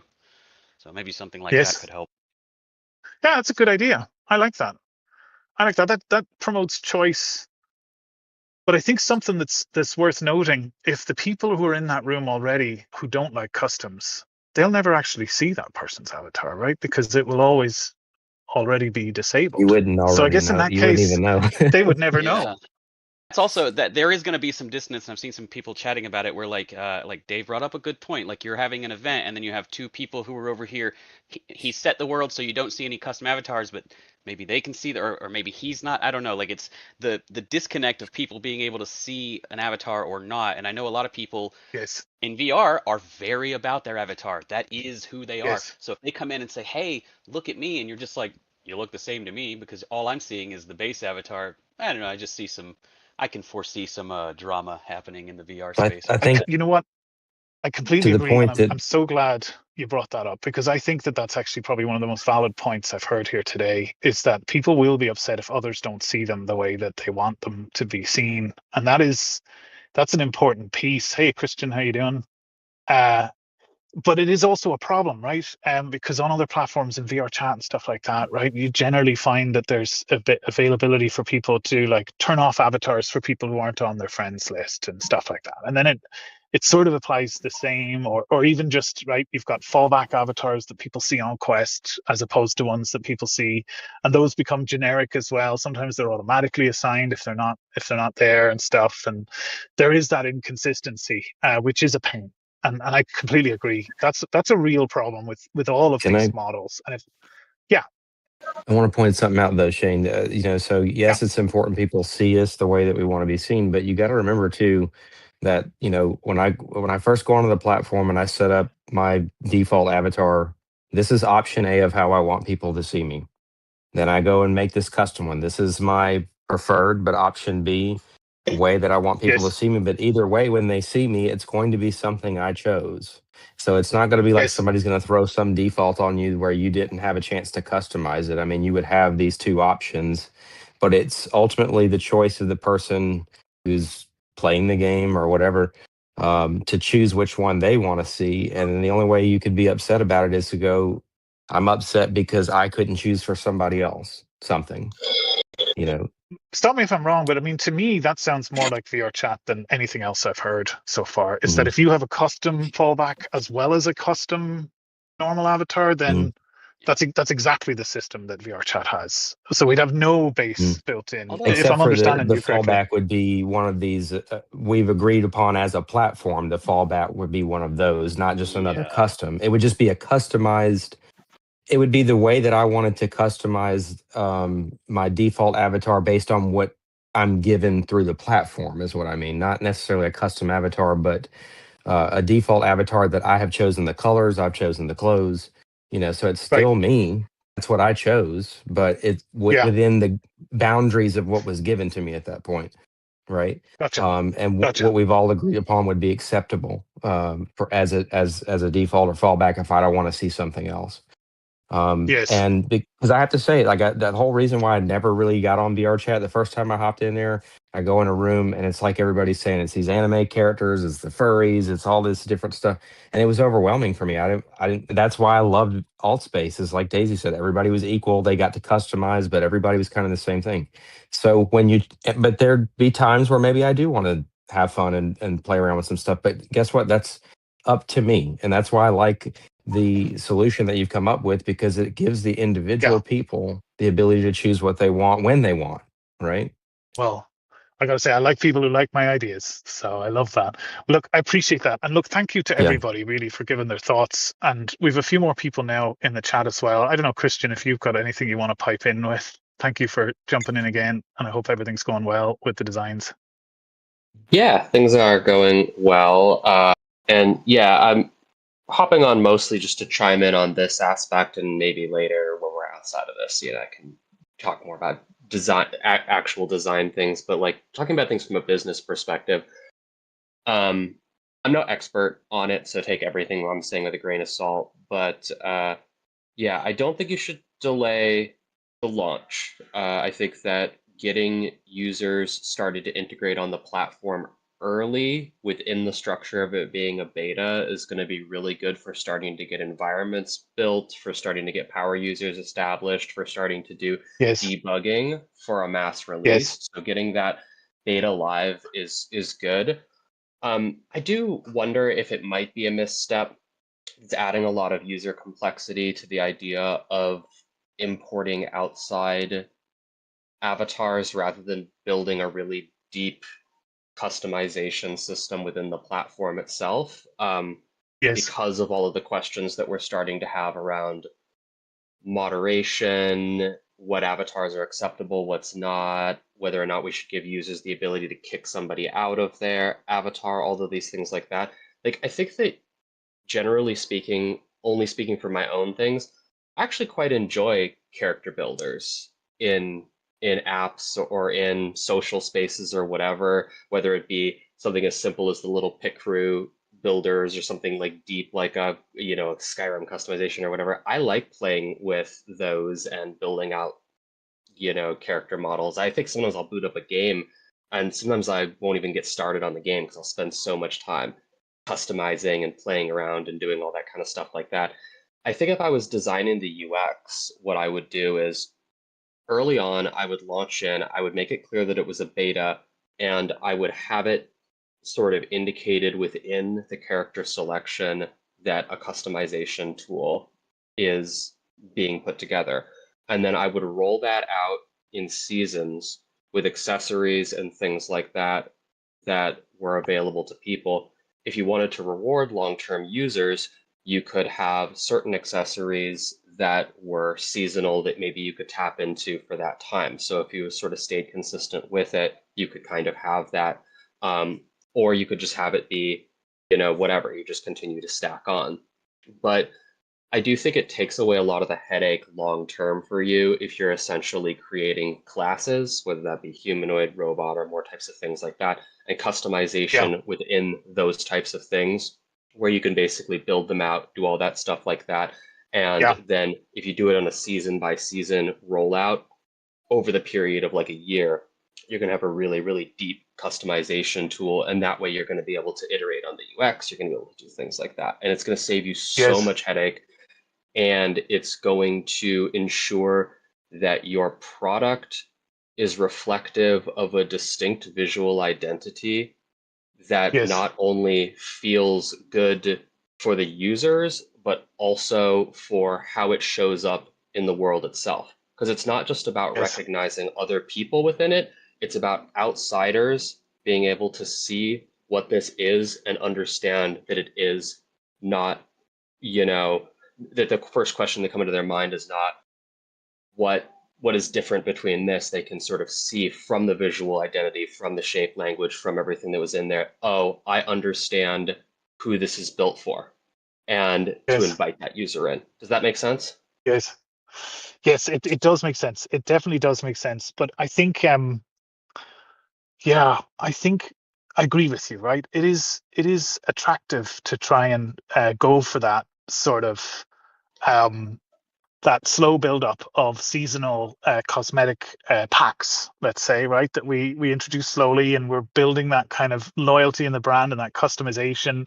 We've talked about gamification and being able to potentially award new cosmetics, maybe even exclusive stuff, maybe even like a time windowed sort of thing where you can only get certain things if you're there at a certain time, right? And I think there's definitely an appeal there to be able to lean into that and be able to try and experiment with that.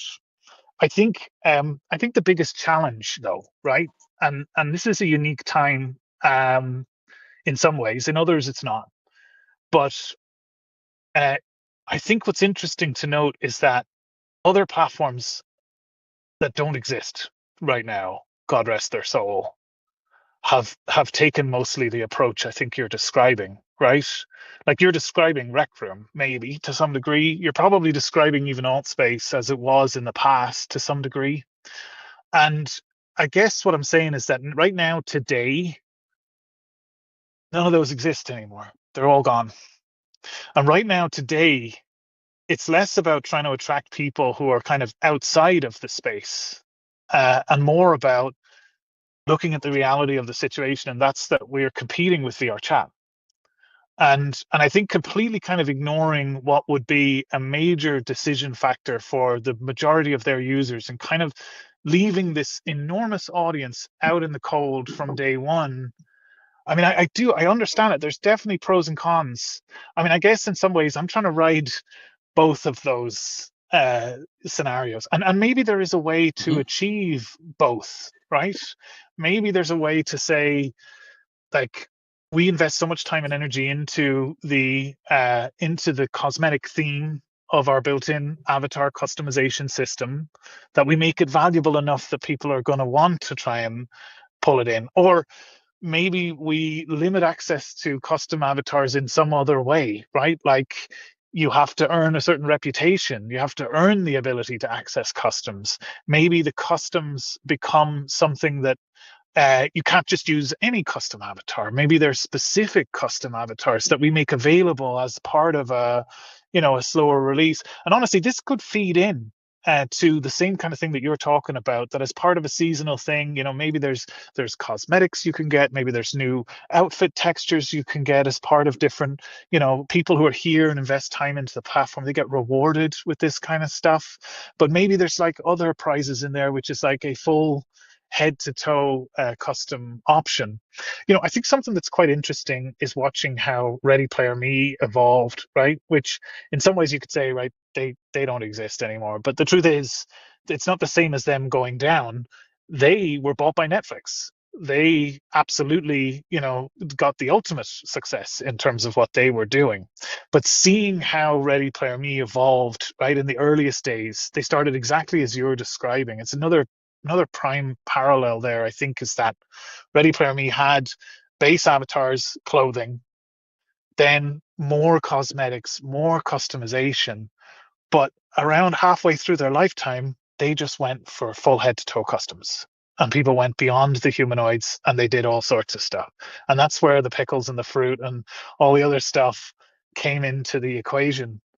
And I think it's just, yeah, I worry in some ways that if we try to set that tone too much and making choices by taking choices away from people, that could easily be described as the wrong decision for the longer term success of the platform.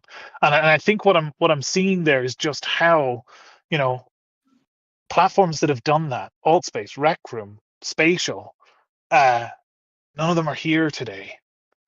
And they all went on a journey through that experimentation where they did limit things and they kept things very limited. Um, I don't know if anybody can think of examples in the other way. I'd love to hear them. But if I look at platforms, and I mean, there's definitely, right, there's examples of other platforms like Chill Out, like Neos, like Resonite. They haven't exploded, and they have full customization, right? So I guess in some ways, What are they bringing to thinking the about, table that's different from other platforms, though? Because well, why that's it. leave a VR chat or something to go to a new Exactly. platform? Yes, Yeah. it is in some ways you could say it's a carbon copy. I'm sure they wouldn't appreciate it. They would have something to say about it if we said that, right? And I know a lot of the folks over in Resonite, huge respect for them. Not as familiar with like people like Somnium Space and stuff like that, but they're still here, like nearly a decade later as well, somehow. Not sure how. They're also putting out a headset. I don't understand the mechanics of how they're able to bankroll and all that stuff, but let's not get into that. I think the key is just, we've seen examples of things that have blown up, and we've seen examples of things that have died. And I think what we have to do is to try to, keep true on what is going to be the ultimate success of the platform. And I don't know how to do it, right? If we do fully custom, do we completely devalue like our ability to create, a customizer, right? And to have a kind of a slow release of those custom aesthetics that people can kind of slowly earn over time and get an advantage. Yeah, honestly, I don't know what the right choice is. And maybe there's some middle ground. And I don't know that anybody else has even attempted to take a middle ground. And that is a differentiator. That is something that nobody else has tried to do. I will And say though, that is something if that could you make us different. What's that, sorry? I was gonna say if you start with a wide open, let's say if you start early with allowing people in and then later decide that's not what you want, that's going to cause a lot more Hard. grief than, Yes. doing it Than the other way. introducing it later. Yeah. Yeah. I mean, that's why maybe what we could do with the customs is make them more exclusive, right? Even Altspace would do custom avatars, but very exclusively, mostly for Reggie celebrities Watts. and in Reggie Watts, exactly, right? Um, But here, I'll tell you what, let's hear from maybe, yeah, sorry, Christian, you've got a I, final thought before we hear from someone else? yeah. Just let me close out a thought, and then I'll go off mic. Um, so one thing I think that's worth noting is that I've heard you mention a couple of times that uh, like a lot of these platforms aren't here anymore. I think you could probably make an argument that Altspace, I don't know if it really ever had an incredible character designing tool to the level that I was sort of envisioning when I was pitching it before. I think it had some level of customization, but I think like I don't know if it had a super deep one. I wonder Yes, if I wonder if the platform closing had less to do with whether or not they had an avatar creator and more that Microsoft really didn't do a lot to promote the IP and really push it and maybe, build out community in the same way. And so I think maybe. that maybe there's that. I would be just thinking about this from the perspective of um, just thinking about it from like a 3 month, 6 month, 1 year, 2 year, 3 year scale, and just like what you want it to be at in say like 2 years from now, and then put into place whatever system for avatars that you want to scale that out. If that's a customization tool within the product, if that is Yes, bringing outside things or whatever you want to do. But I mean, I already said my vote earlier, but you don't want to have to, roll it back to the point that was made just before this that caused I think you had made that you don't want to like introduce things only to sort of roll it back. We want to be able to sort of pick yes, a decision on the product that is that is difficult, all and right. Yeah. excite people about the roadmap rather than adding, pulling, trying to please everybody, all that kind of stuff like that. So, Yes. all right, I'll shut up. Let's no, I appreciate it. Let's hear from somebody else, right? So we've got two new people joined. We've got Nira and Grenade Head in that order. Nira, do you want to come up and tell us what you think? Hello, can you hear me? Yep. All right. It's really interesting. This topic has always been something that's interested me. And I don't know if you remember, Shane, when I went to OC6 and we met at OC6. I had the pleasure of sitting with a college student that was doing her whole dissertation on avatar design. And I sat with her every morning and for the 2 days we were there for the conference. And she told me a lot of interesting things that I've never forgotten. She said that she did all of these extensive studies on avatars that were very basic, super complicated, even uncanny, completely Yes. lifelike. And it turned out that the studies came back that none of it really mattered as much as even just the more basic. There was no real difference. If anything, it got to be a little more creepy, as we know with Uncanny Valley. But the basic ones, she felt that people said they connected more, which does explain kind of why we have this tight-knit community in a place that everybody always complained about the avatars, but yet we never really focused on them because most people thought they were crap, and we just hung out with each other and we focused on each other. So I think this conversation is really kind of a funny one, honestly, to me. It's a little ironic. Yes. But I mean, it's always going to be a discussion, this one, really, isn't it? Absolutely. And I think what you presented is brilliant. It's even more complicated than I probably would have even went with, but it is something that accommodates everybody. And I think that what you talked about, even in the evolution of the Ready Player Me avatars, is exactly that evolution. We are all here right now in a room. 1,000 people have joined because we Yes. all miss the same things. We miss each other. We Across miss the 1,000. events. We miss so much. And yet we're all still here feeling that same feeling that connection, and we're represented by a thumbnail of our face. Isn't that funny? Yes. But we're still feeling that connection. So Yeah. if I would be so upset to see the momentum lost on any developmental issue on Me too. this. I think that, and I mean, I know I put this in a post, but anybody who's in here listening, I know with every fiber in my being that Shane knows what he's doing in this. He I hope so. has more passion for this project. He has made, if there's a mistake to be made, he's made it. That's true. And he I has have made had a lot of everybody mistakes. come at him from every angle with all their ideas, yours truly as well, saying that we should do this, Yeah. we should do that. But all of it Yes. does miss the plot. Our passion gets in the way of our success. The development cannot be delayed because we are sitting arguing and bickering over the success of this Yes. platform of just being with one another. All of this Yeah. other stuff is essential to just evolve. And we love our evolution stories of AltSpace. We love the stories of when stuff was broken. I mean, they had more joins when a hospital showed up in the campfire than they did when things went right. It's okay Okay. for everything to be like imperfect. It's Yes. ideal for us to learn together of what works and what doesn't. So I definitely would not go in with overcomplicated tasks because your team has enough tasks as it is.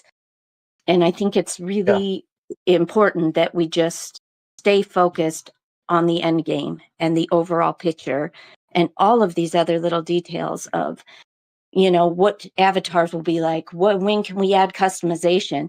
I just want to get in there and give most of you a hug. If I can have functional arms or not Yes. even, and I can wiggle my body to say hi to some of my friends, I'm game. That's all I want. Yes. That's it. Love it. Absolutely love it. I think the biggest thing I kind of hear ringing true from what you said there is that it's about the community, right? It's about us. I'm just going to take a photograph of all of this activity because I just want to remember this, if that's okay. Yeah, I totally agree. I mean, it is such a difficult thing, and I think it's going to be more nuanced, and possibly we have to figure out a better way to do this. And as I hear you talk, in my mind, I'm kind of thinking, I know what I'll do. I'll just make it so that only I'll have custom avatars, and then I won't use a custom avatar. That's what I'll do, right? So nobody gets avatars except for me, and then I won't even use mine. I'll use a robot as my own custom avatar, right? I'll just have a robot, and that's it. And I have one tiny difference, one subtle little change in there, and that's What a benevolent and then ruler. He has the ability and doesn't even yeah. use it. Wow. I just try to make everybody happy, make nobody happy. There we go. That's the polar opposites we can dive between. Go ahead, Grenade Head. You're out for a walk Okay, there. yeah, Tell us yeah. about I your only thoughts. want to. I got one little thought. I don't know if anybody mentioned this before, but we had a lot of fun with being able to put an avatar over like a minimalist body. If you made a minimalist body, we could have a avatar that's only in the world that we're in, like a wedding dress or a baseball jersey or a birthday party shirt that says somebody's birthday Yes. name on it or whatever. Something that's made just for that space, and then they could put that minimalist thing on, and then it would always fit. And that'd be perfect. And, you could have that Yeah. so just the space has got the avatar, and it's just for that event, and that's it. And then they can leave and go put on the regular avatar. As long as they remember to switch before they leave the world, they'll be a little minimalist being or whatever. Yeah. So Yeah. Yeah. I mean, that's that's it. kind of the dress up mentality, really, isn't it? That's kind of the thing that seemed to always erupt. And yeah, I mean, I think That was always huge in AltSpace, being able to it's come in and dress up. even like Nira's wings and the little tails we did at Burning Man and any little accessories. It didn't have to be like a huge whole outfit. It could just be like pieces, but we were able to customize and it was fun. I mean, I loved it myself, you know. Yes. Yeah. People, Yeah, I think, but like I said in the chat, that was a bad idea. That was like, if I can rate my worst ideas, I mean, okay, the vomit wasn't a great one. Let's just say that. But That was fantastic. You shut your mouth. That was amazing. I've seen people in the chat thinking that oh gosh, the butter chat or the butter avatar or whatever that used to get sick all the time. Several people oh, are typing. Oh my God, here we go. I know. Okay, so the vomit wasn't great, but my seriously, the thing that I did regret, and I know lot of people loved those customizations, but it was in part what ruined AltSpace. On the back end, they did not like it. People came in professional wise. There was complaints of the style that the avatars were. It was crashing out worlds. I pled with people that wanted to know how I put the Yeah, costumes on, and I showed someone how to do it, one user, and pled with him to please not do it. And then we had all of these costumes that had ridiculous shaders. There were no limitations on what could be done with those costumes. And then I yeah, had to sit and help him fix it because he was crashing out every other world. And that's when Nira became the janitor of the metaverse and stopped being in AltSpace altogether. So It was yes, professionals honestly, balking at custom avatars, you say? Hmm. it was the worst contribution I feel I personally ever made to AltSpace. And yes, I'm the one that introduced that. So please take that for what it is. yes. No, I think Do that you know was so many it's people's beloved feature, one of them. yes. So many people spend so much money on that. Do you know something you said, Christian, which I think is interesting?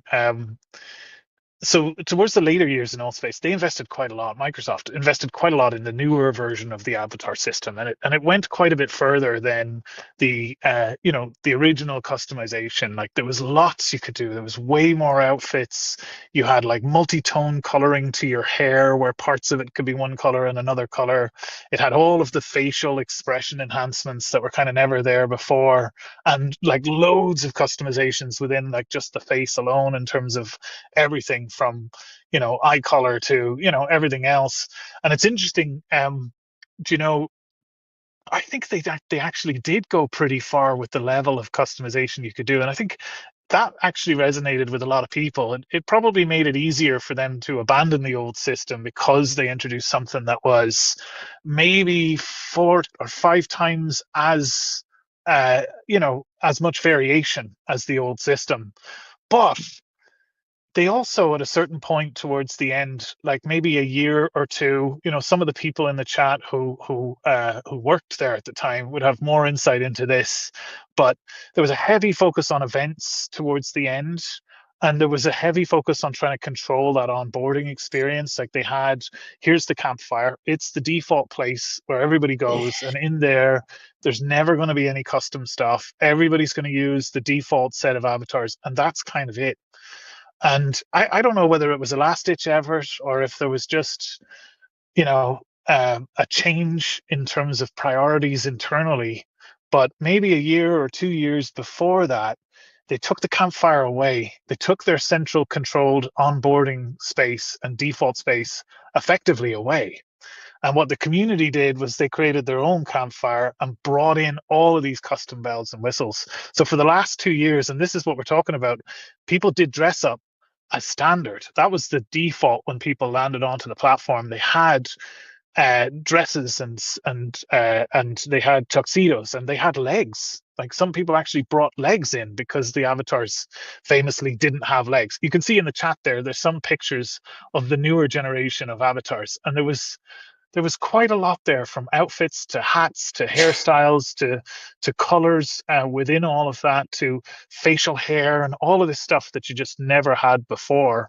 And yeah, I guess the question is, did they achieve what they set out to achieve with that, or not? And that's the question I would kind of put to anybody here. Really, is yeah, was that enough, Well, or was it? some And what do you think the decision was to move away from that in the last couple of years was based on? yeah, But you can answer that question really easily, though. Sorry, Christian. If it mhm. was enough, Oh, would it two have died? Christians. Kristen. Yes, The yes, avatars You has that's know? nothing to do with Altspace going away. I No, I agree. um know. But, who the knows? reality It is could have it had still some to died. do with it. You can't blame yeah. the failure of Altspace on the avatars. They were a happy community and it would be alive now had Microsoft not had its own agenda that didn't include people. Maybe. I Maybe. think maybe. I Maybe. can Yeah. 100% tell you that they did not like, and it did have an issue in meetings about Falcons is in the chat. avatars that were inappropriate. Oh yeah, that's what I So, mean. They're standard yeah, avatars. That's what I'm talking. that did Because Shane cause said that. Listen, I issues with agree. I the rest hated of the going into Altspace and seeing people in bikinis and men in dunks. I hated it. I hate it in VR chat. And I don't care, I'll still do it. But it was very uncomfortable. That's not, like, Yes. would have Altspace still have lived? You see all these other social VR platforms are not doing well either. Half of them are already closed or closing. So, Yes. it's it's risky. You just It gotta is. hope for the the best. a lot of the, look, just to throw it out there, a lot of the reason these platforms are closing is because they don't have proper incoming monetization. The reason they don't Right. have proper incoming monetization is because they're not getting the professional crowds. That's one of the things I think we should really try and focus on is, why Yes. aren't professionals going to VR chat to do their business? There are reasons, you know. Yes. Because it's a Yeah. stupid platform. Yeah. Because stupid, dummy, dum dums. Go Stupid ahead, Christian. You big were going to say something.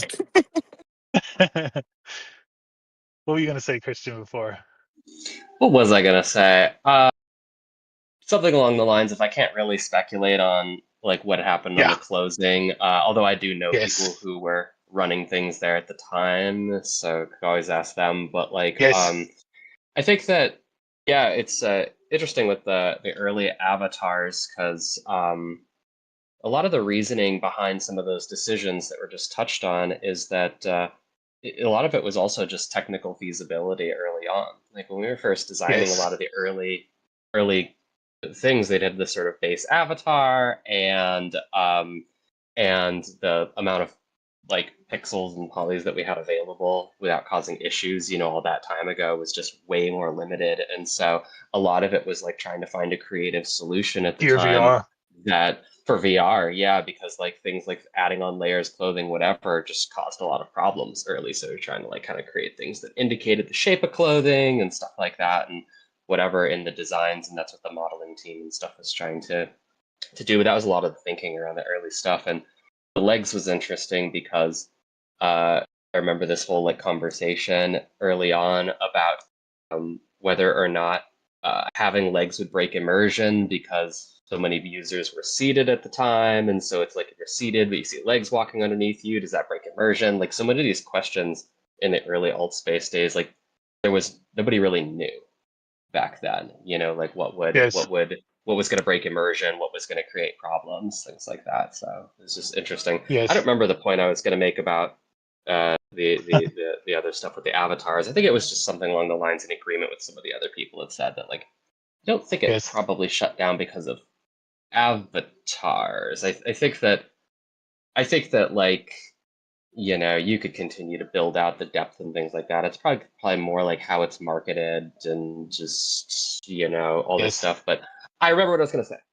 What I was going to say is that you have a super deeply passionate community of people who clearly like coming in. And one of the things I'm seeing again and again in the comments is people saying like, when I heard Altspace was back, I wanted Altspace back. And I think that like I would just be very hesitant to put it out in a way that makes it feel too much like another platform when there's like established expectations of like what this one would be. Like I'd be very hesitant right off the bat to make it something that felt too Yes. much like some of the ones that are alive with the reasoning like, well, these ones are alive and we're dead. And it's like without examining really deeply like why it worked without saying that it's just because it was because of avatars or something like that. I Sure, think sure. No, I totally agree. Like my generation with Altspace was around 2016, probably through to 2018, maybe a little bit before that.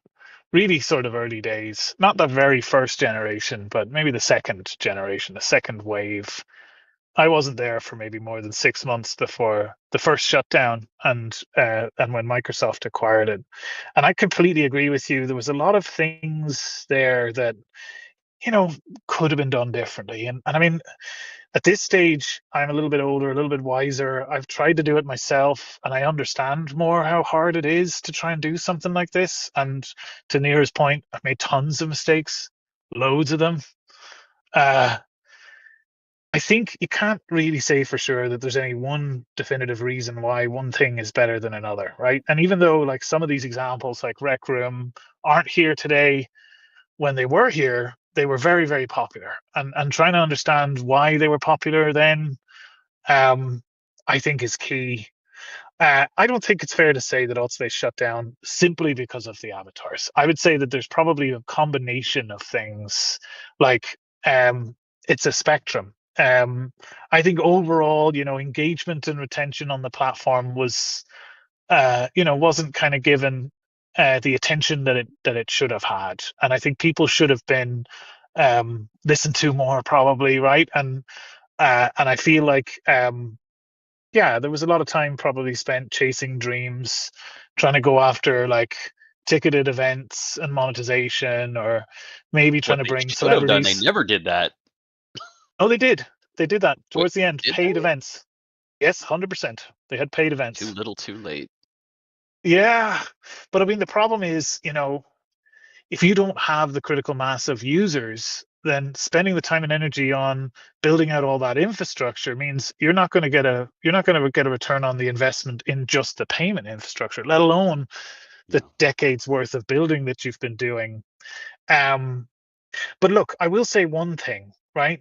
As we sit here today, it's basically, for the most part, and every other smaller outfit that's either still exists or is trying to get started or something, they're all in kind of the same boat as us, in that it's basically us and VR chat. Like VR chat is this enormous bubble of usage, and we're all tiny little blips on the outer, I will say on that outer point, I sphere of that. I feel like VR chat people are VR chat people, and VR chat's audience is they're there. I don't know if they're gonna want to leave VR chat because they love VR chat. Sure, So, but we sure. should look at the other 90% of the world that has never even considered it and try to like bring them into more of a professional environment. Maybe, but I can tell you right now that from my position and the helicopter view that I have of virtual reality as an industry, as the CEO of SideQuest, and seeing the spectrum of games that are getting released and working alongside Meta to co-invest in the next generation of games, and being kind of intrinsically linked to the biggest, activity in the space. I don't know that it's the best idea for us to try and branch out of VR to try and now acquire non-VR people into a new paradigm. And that could be an enormous task in itself. And actually, what we could be looking at is hunkering down and accepting the community is what it is right now. And if we can't say for sure that, some of these platforms shut down just because of avatars, which I would never agree with that. One thing that we probably can say is that uh, like there's a spectrum of reasons that the likes of VR chat is as popular as it is, but a huge portion of that reason is likely the customization they offer for avatars. And while we want something different and we want to be different, that is definitely the key here, is to not be the same, because that hasn't worked for a number of outfits. I think that there is something to be said for also not closing the door entirely on what that massive bubble of people very clearly want and what they're attracted to. Like I remember the early days of VR chat. I remember, do you know the way, right? I remember watching as their concurrent users jumped from about 5,000 to about 20,000 overnight because of a certain meme that broke out into mainstream. And that's what, kicked off some of the early days of their enormous growth, hockey stick moments I that know which one eventually you mean. everybody does, right? Because it kind of there you go, it's in the chat, it The way. resonates, This is the way. Knuckles. Yes. And it's things like that have created like that uphill growth trajectory on platforms like that, and eventually you reach that critical mass where you can do monetization, and that makes sense, even though they're doing it in a way now where creators are minimized in terms of what they get back out of it, right? And I mean, I remember when that happened, every other platform had to suffer the fact that there was floods of people coming in, also trying to do this meme. Like it was the first time, and the first time I saw it, I thought it was funny. That's I what we need to honestly come up did. with, some kind of meme for everyone to want to come in and do. The 100th time I saw it, no square. That was another whole generation of it. I wasn't as connected to that one, and thankfully, I think, right. I think that's why a lot of people don't like to see brushes in their faces, right? And the same way that people don't like to see knuckles in their faces. Trying to manufacture that virality is an elusive mistress. True. And God knows if we could do that, we certainly would, because that would just kickstart things, right? And then, I don't know, in the mess of where we end up after that, we figure out how to retain who we can and figure out our identity and what we are on the other side. But look, yeah, Just I make the think when base AltspaceVR avatar started, Knuckles. yes, that's it. Knuckles in a That's pickle it. suit. Yeah, that's it. Just to bring up a We haven't random talked. tangent point. Oh, yeah. I was just gonna say we haven't talked about pickles enough, but yeah, go ahead. I'm sure there'll be plenty of time. Yeah. I was going to say, to pivot away from the avatars for a minute before we get too caught up in that. I think one of the other pillars that made AltSpace so good as far as other platforms was the event system. The ease of Yes. creating and moderating and allowing channels to be subscribed to, and being able to get Yes. the knowledge out, notifications to people to get them in really easily. That Yes. was huge, and that's VR chat still does not have that. Yes. Absolutely. Totally agree. We've actually built and I wouldn't say perfected because I think that's a bit arrogant, but I think we've built a fairly decent base foundation for the event system that has much of the stuff you're talking about. So like a central events portal where you can find everything, and then under the scope of specific communities or groups, right, you've got their events and what all that activity around them, and then exactly that, right, subscriptions to events, email notifications to let people know that they're coming in, integrations with like event systems on Discord and stuff like that are all kind of within our reach to be able to kind of litter on top to polish that off. I think that's your But I completely linchpin, agree. for real, for getting people out of VR Yes, chat or other platforms. Solid events. event system, make it super easy to throw and hold and Yeah, manage events. I think you'll nail it. I agree. I definitely agree. And I think like even when it comes to the logistics of running an event, like the configuration of the world, how Oh, all things those tools, the stage scale. tools, the moderation, the Yes, stage the blocker, the moderation even stuff. Yes, was it the raising broadcasting hands. to instances, that as Yes, well, all of that. mirroring, megaphoning, all of that Yeah, stuff. Yeah, yeah, I totally agree. definitely. I totally agree. Yeah, Because I haven't seen that yeah. I anywhere. mean, You have to customize it and you make your own system in VR chat, basically. yes. Yeah, I definitely agree. I think it's a point about the community. I feel like events are kind of um they're kind of a feature of the community, really, right? And that's They're when the people come reason to together. join. Yeah, Some people hang, exactly. sure, you hang, but not everybody's going to just want to. I'm too busy to just hang out in VR. But I will come to an event for Yes. sure. It's a good I reason to miss those draw days. people. Yeah, me too. I miss those days so you could just have time to just chill out and hang out in VR. Oh, oh, COVID. Can we have another pandemic? No, I'm just kidding. Yes, yes, I totally agree. Come on, if you want a poll, let's have a poll of whether we should bring back the pandemic because I loved it. We Less got to get Wuhan smog, on the line. Let's go. people would stay away from you in the lift, generally personal space was respected. You could not go outside for days and it was socially acceptable. I turned my house into a pillow fort for 3 days straight in COVID, and I loved every moment of it, just to switch off from reality and sort of revert back into some childlike, nostalgic, corrected state. I don't know. Yeah, I don't know. And can I just say Yeah, thank you very yeah. much, Shane. I've got to fly, and I'd just like to thank you for holding these meetings. It's really nice to be able to hear everybody's point of view, and I know you'll do your best. And I think Thank you. everybody should just give you a chance, and let's see how it takes us.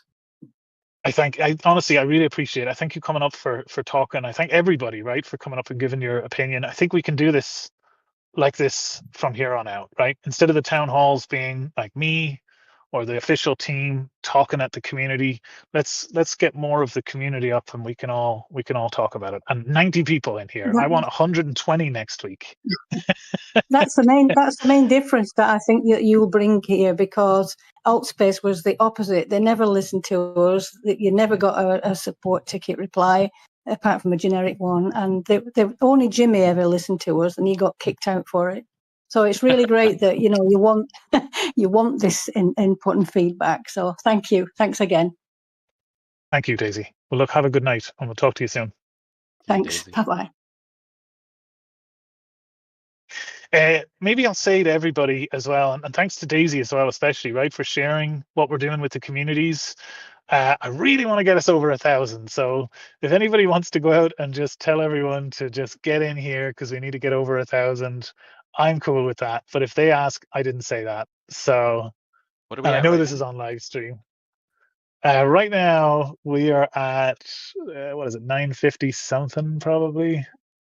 Right on. Where's my tag? It is 958. So we need 42 people, It's up to folks, you, the to join the viewers at server. YouTube, to come join us. Yes, that's right.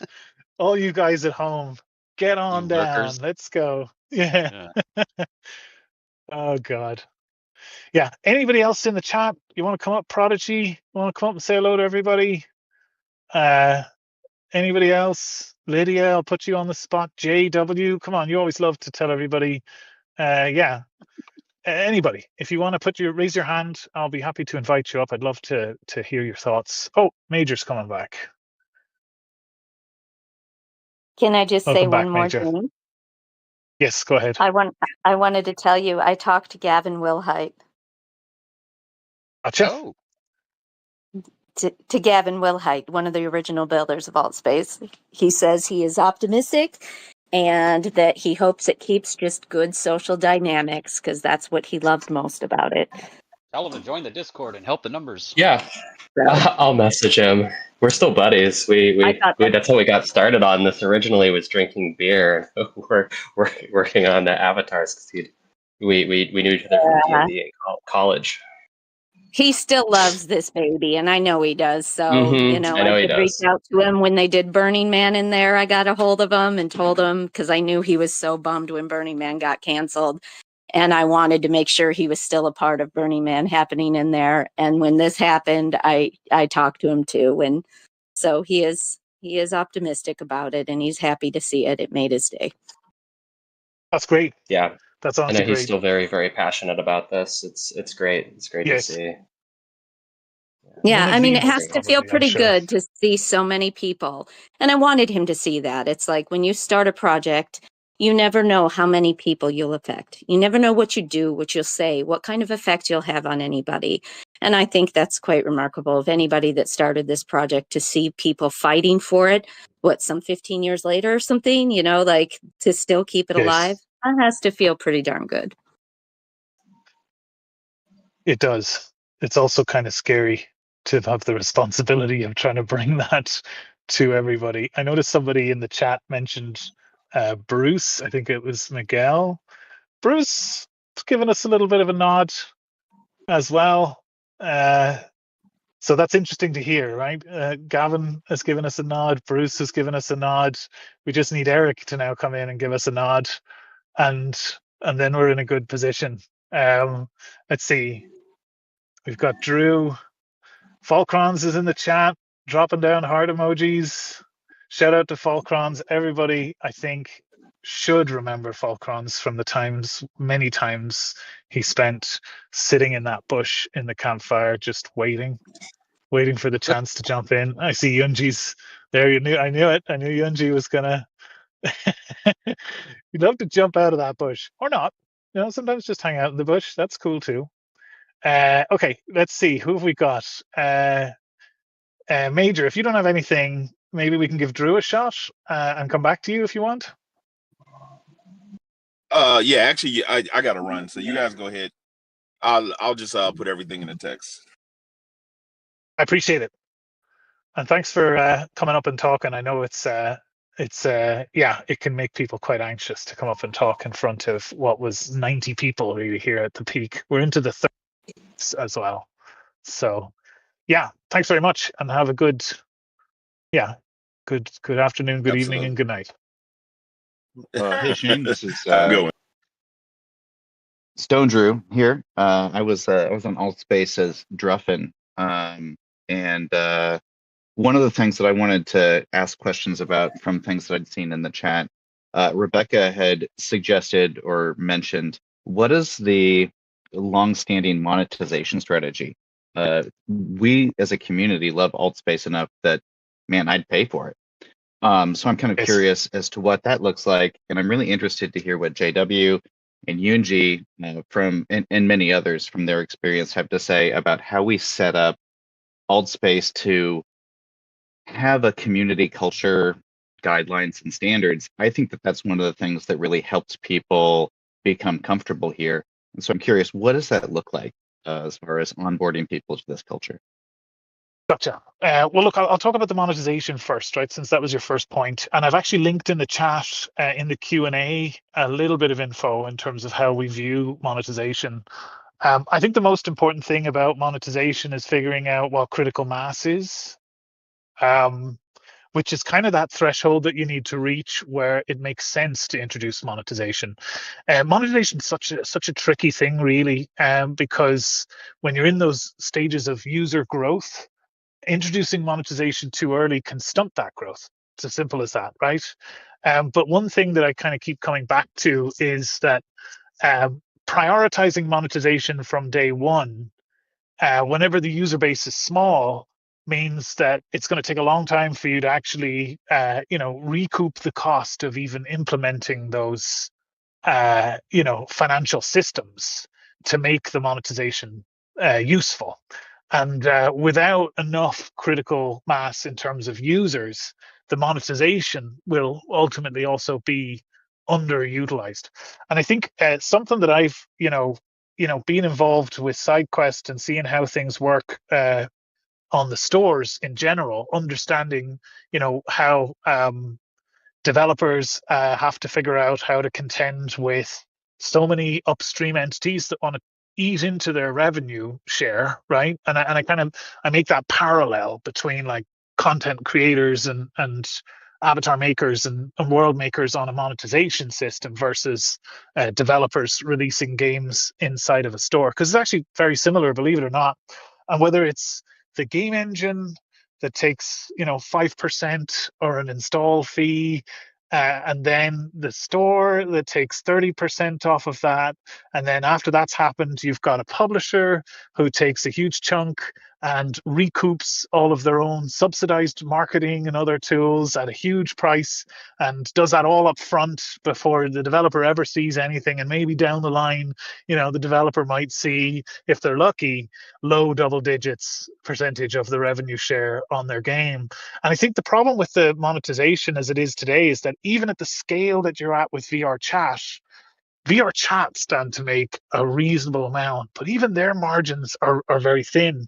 And the reason is because they take 50% of all of the monetization on their platform, and they have to completely lock out any third parties from being able to create any monetization systems, because they have to guarantee their own rev share there.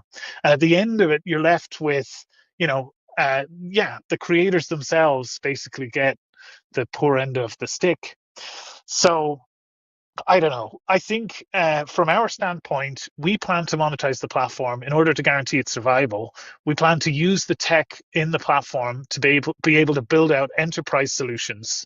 So we're working on training simulations across a broad range of enterprise use cases, and we want to try to repackage the platform and create custom content for it that fits those use cases.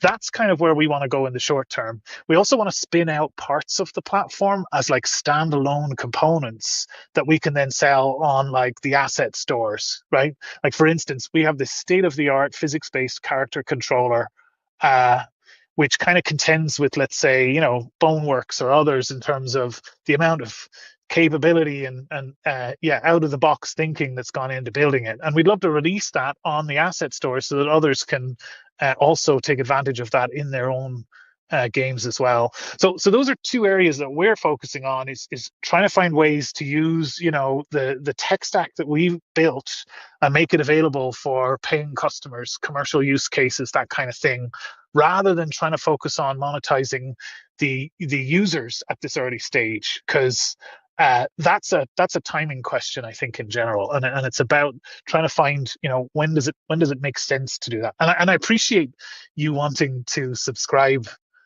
to what we're doing. I really do, and I would love to take your money off you. I would. In fact, if you want to Well, just send me a check, a blank check, I'll go ahead and cash it. We'll see. But no, I mean, oh, I well, I'll see I what I kid, can do. of course. I appreciate that that response.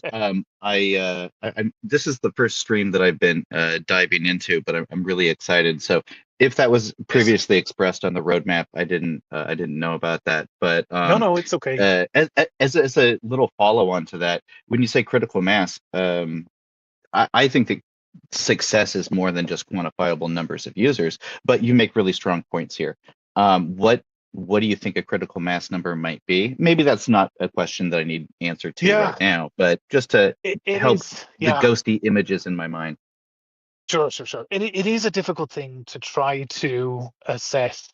Um, but I think really the main sort of the main point I try to bear in mind there is that prioritizing building out that sort of monetization and payment infrastructure right now, it takes a lot of our attention to do it, and that attention could be better focused on, you know, trying to address the growing list of ideas and feedback that people have outside of that. And the monetization, um, if we build it, then it really has a kind of a slant on it in that it kind of benefits us. And that's the reason why we would build it in essence, right? I think what's key and what's important here is that AltSpace, as it is, as it once was, is effectively a customized browser solution, right? Which means the open web is there, and monetization on a community layer is going to be possible from day one. People could use platforms like Patreon and PayPal and Coffee and any of these options. There are loads of them to be able to create monetization and have that directly integrated into the experience at every single level, and that'll be there from day one. So for people to be able to experiment and start to create these kind of economies is something that we can learn from and find out how we can best grow with that and accommodate that and then provide for that. And yeah, if later there's a clear path to us creating like a more exactly, yes, I assume you mean Gumroad, but uh yeah, there's clearly if there's enough users and if we have a very solid foundation of the base of the platform and we can afford to turn our attention to building out financial infrastructure, then that's kind of the threshold. When that happens, in terms of critical mass of users and that threshold exactly, it's hard to predict right now because it really depends later, and it depends based on learning these things as we go along. you know what would make sense, how many people would uh you know would attach to something like that, what would be the adoption of that kind of thing. And no, no, JW, don't you dare mention crypto. Don't you dare mention crypto. Uh, okay, cool. thanks for addressing some of the monetization stuff. Back to the, I guess, kind of the strength of AltSpace. How do we establish and maintain our culture and cultural norms? That's a good question. And it's one I can't answer, and I shouldn't answer, because a culture is I think it is an effect of a community, right? A culture is not something that any one person can really decide. Like we can encourage, and we can try to do practice as best we can, and we can try and set the tone when it comes to the culture. And I think that we will absolutely do that. But ultimately, without a community, there is no culture. And I think what you'll find is that, you go to the new Altspace website, the first thing it says, what made Altspace great was its community. That's very intentional that that's there front, and in focus, and that there's nothing else on the screen. You go to altvr.app, anybody, and see it. That's it. There's a menu, there's the logo, and then there's that big text in the middle. What made it great was the community, and the culture comes from that community. No matter what way we try and do it, the community will be the ones that will decide that. Awesome. I'm here for it. All right, I'm out. Thanks, Stone Drew. Let's see. Yeah, was there anybody else? No, Majors out. Yeah, I don't know. Free for all. Anybody want to jump in? Anybody else in the chat wants to come in and give their thoughts? Falkrons, can I put you on the spot? JW, did I miss somebody? Did somebody raise a hand and I missed it? I tend to waffle on. No, I don't think so. Okay, there's a poll to bring back the pandemic, and it is a renounding 73% yes. So let's do it. Let's put that on the roadmap. Let's just prioritize bringing back the pandemic. Who are these naysayers? 70%. I know, right? Yeah, who's saying who's that 25%? Yeah, obviously it's not funny, and it's terrible to make light of what was a very serious situation. A lot of people struggled and all of that kind of stuff. But I guess it's in human nature, right? It's a coping mechanism. It's how we deal with stuff. We laugh about it. At least that's how I'm going to justify it, right? Better than putting your fists through the wall. I don't know. Yes, exactly. That's true. Gunji, you want to come up here? Who else can I put on the spot? Berry, Prodigy, Angie, come on. come sing us a song.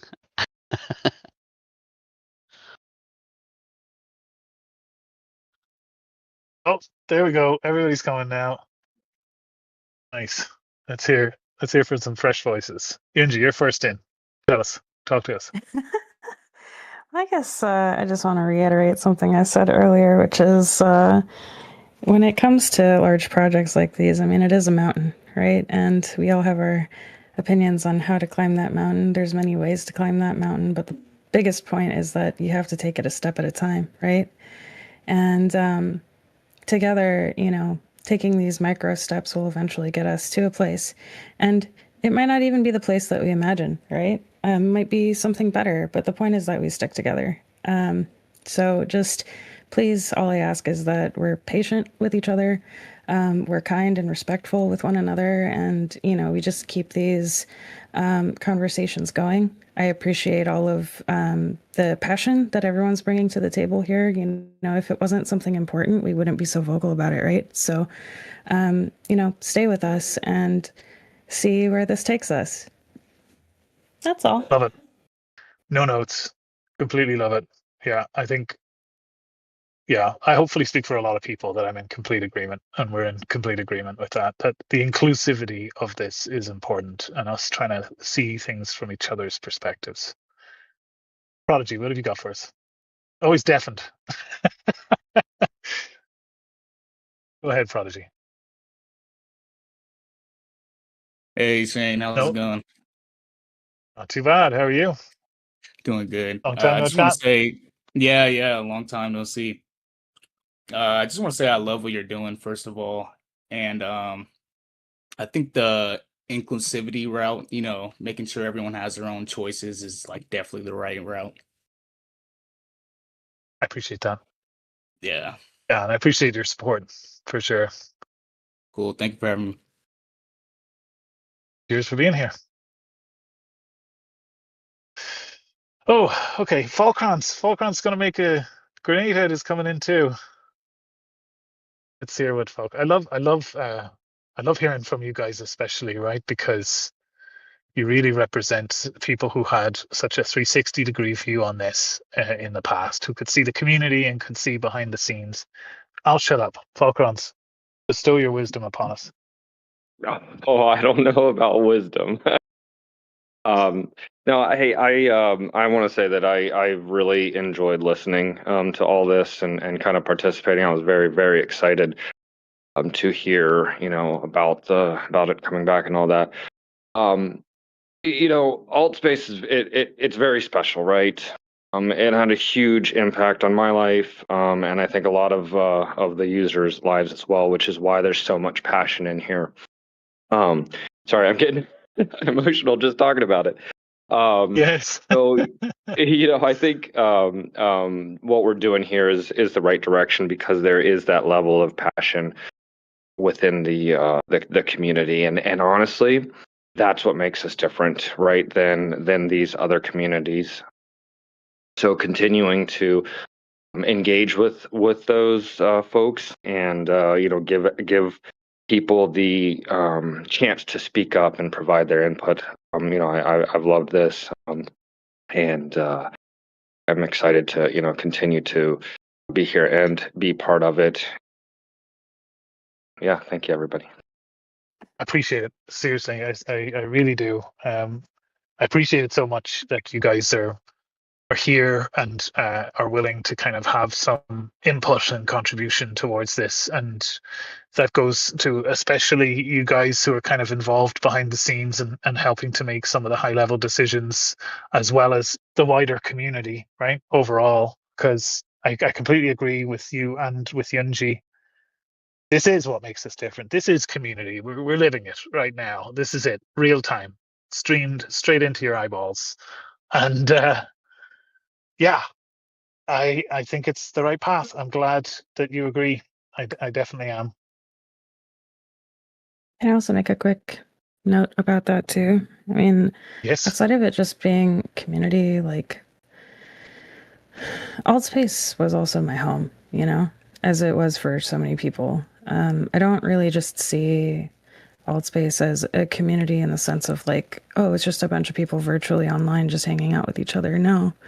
Like we had real life experiences. I've met people in person now, right? Like we're seeing each other's faces, but I've given hugs to these people. Like you know, um, I've found myself in a way spiritually by being around this group of individuals in ways that in many other platforms you don't get that same kind of connection, right?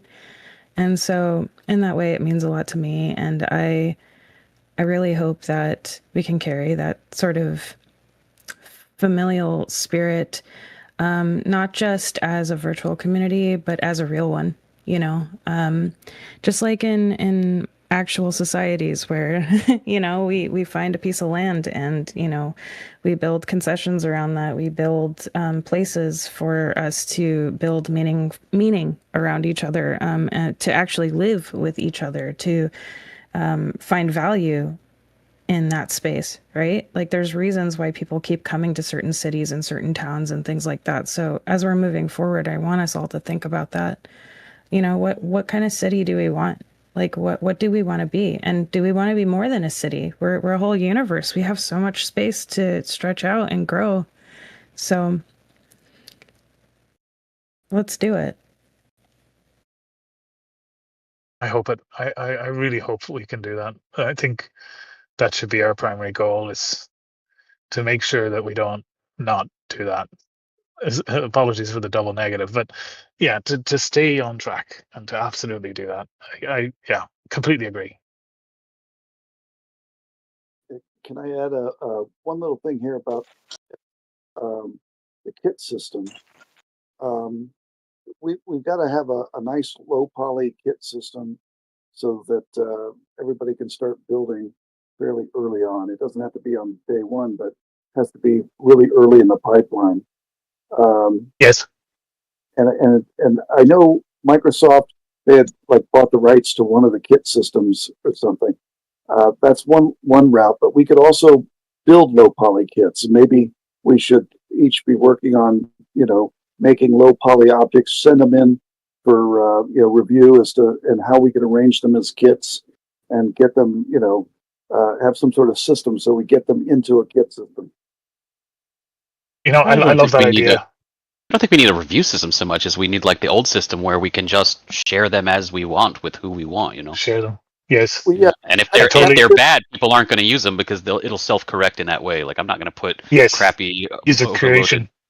kit pieces. Right, but you have to keep the amount of polygons in the kit down, and you don't want crap in the kits, and you want to have assets that are high quality, high performance. Hashtag no crap in the kits. No crap I in know the a certain kit. Swifty person in the chat that was sending me stuff. I'm surprised they haven't already posted. Yeah, but basically they have a bunch of stuff they've been making themselves for dungeon crawler assets. Let people maybe create experiences and do some games, some role playing, because that's And, often all it takes, right? There's so many people who loved role playing, who just love to get into the mindset of it, right? I think improv is a huge use Yeah. case for pretty much every VR platform. It's because people enjoy that kind of elation that you get from just randomly pretending that the world is a bit different for whatever reason, right? Uh, yeah. Oh, I know Yunji's doing a dump of pictures. somewhere down the line you could also create like a little key system with the kits so people can sell their kits within your marketplace or whatever metaphor you're going to use for the kit system. But that's Keys. down the road. That's way down the road. But at first, Yeah. we definitely some large quantity of low poly stuff. Yes. Do you know, it's interesting, right? When I kind of think about this, it really brings me back to the roots because the kit system was somewhat based, I feel like, on the pre-kit system, which was something called Chains Editor. And before the kits were built in, there was basically this Sketchfab system and a Google Poly system, God rest its soul, where you could search and browse assets. Oh, we've got a feline friend front and center. Uh, where you could search things on Sketchfab and on Google Poly and bring them in. And God knows we had so much fun with that. It was like a universe of things. I remember when we found like loads of um, photogrammetry scans of buildings. And for the first time, we'd load in all these photogrammetry scans of buildings and go running around inside them. That was probably one of the best memories for me because we were all just hanging out on some bed of some random person who had uploaded a scan of their entire interior of their house onto Sketchfab, and we were loading it in. So yeah, I guess from my perspective, I love the idea of having easy in-world building tools in general, right? Whatever form they take, and as part of that, having a bunch of ready-made assets that you could pull in and be able to use to place things. And there's always positives and negatives with that. It can produce a lot of content that's maybe less optimized, but what it eventually does is it inspires people to try and kind of move up that ladder and learn more about the creation pipeline and eventually uh, you know, become more advanced in their efforts to be able to do that. And when I think about the memory, uh, yeah, when I think about how Altspace was for me back in the day, part of me wants another me to come along and create that same system again, because I want to do for them, what in a way I wish was done for me at the time is I want to rally behind them. I want to elevate them. I want to put them on top and show them off and give them their place. There's the Swifty one in the chat. He's got the kit. He's got that sweet kit sauce. But yeah, I mean, but I completely agree with you, and I think it's important. And I think, honestly, for me, it represents a full circle more than anything that's ever happened before. Is that I'm not just going to bring back Altspace. I'm going to bring back Shane's editor. I'm going to make it look the same. Oh, I just got a friend request. Altspace. Hey, friend request. Nice. That gives me a little bit of a kick every time I see that. Um, yeah, I love the idea of being able to come full circle there and recreate the thing that really started me on this entire journey that has led to all of this, right? There's a wonderful kind of meta self-closing loop that just tickles my brain a little bit when I think about that. And I totally agree with you, Grenade Head. I've kind of toyed with the idea of building it before, and part of me has hoped that somebody else will come in and do it, and that I can, like, you know, treat that person like I wish I was treated. But in the end, I think what's going to happen, and what I'm inspired to do now, is just to close that loop and come back to where I started and try and recreate that original system that was easy to use, that was intuitive, but also super powerful and could let you do really cool things. And yeah, we can do the same stuff, right? We can get asset packs and we can license them so that we can make them available so people can load them in and move them around in the game. There's no problem there at all. I actually think that's a much better way to do it than relying on, let's say, users to pay for asset packs and then to load those in. I know the Cinti assets are ones that people were, that enjoyed a vast array of Cinti asset packs on the asset stores. Once you see them, you can never not see them. All of a sudden, you're going to see a lot of games based on those asset packs. But it's kind of perfect for this kind of casual fun building, community building, right? Where everybody can kind of just come together and it's not too serious and we're just doing it for the sake of fun. Those are the old days. That's definitely what I want to get back to. You're putting together a space for a cool event you're running this weekend, and you're doing it all inside your headset without the use of advanced tools or advanced knowledge.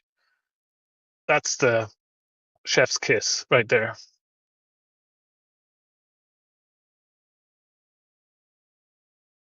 I think you hit the nail right on the head. I remember doing this with Grenade, doing all these, very interesting worlds with the World Space Editor until it just wasn't enough anymore. And then it kind of forced our hands, him more so than me, to get into Unity and just make it better, Would have never done that if we didn't start with the editor. Like, there was a need and we had to fill that need somehow, which is just wild. Such a crazy journey.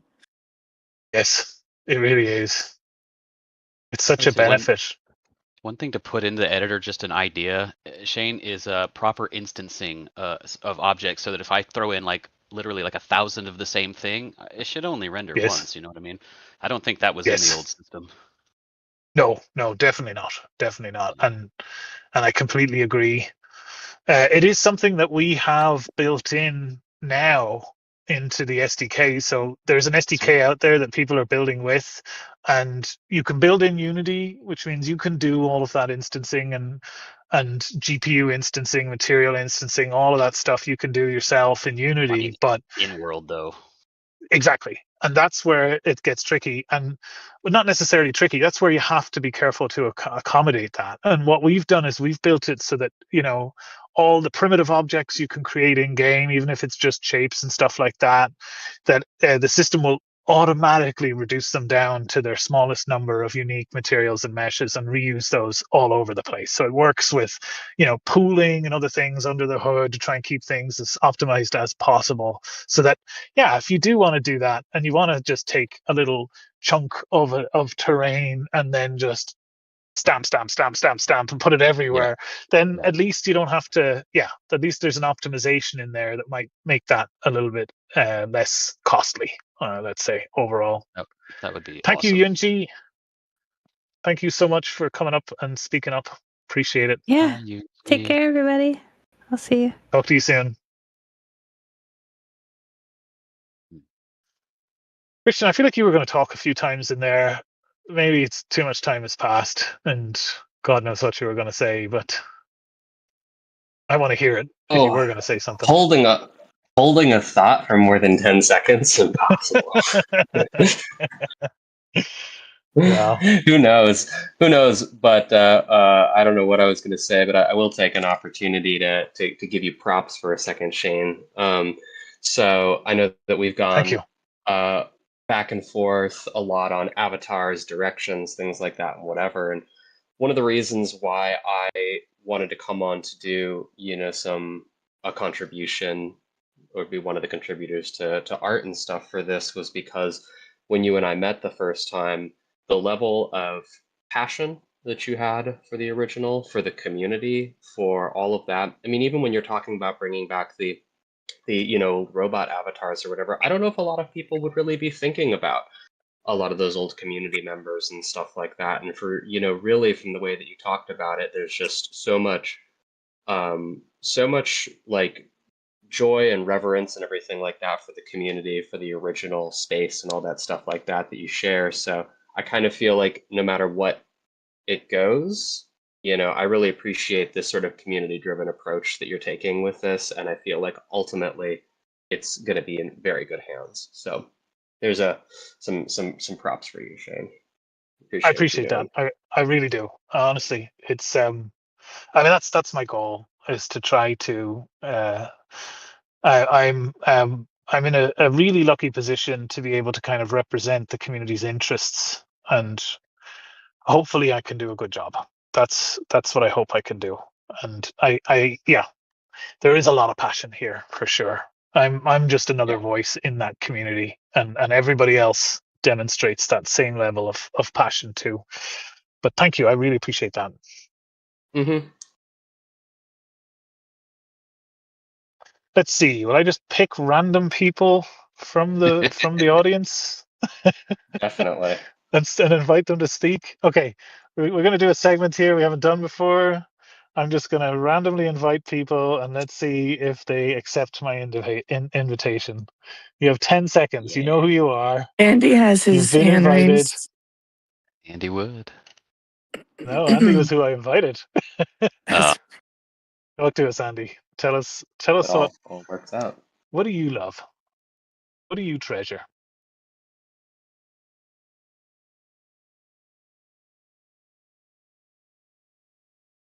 You're muted My if you're boy. talking. It's he treasures his silence Yes.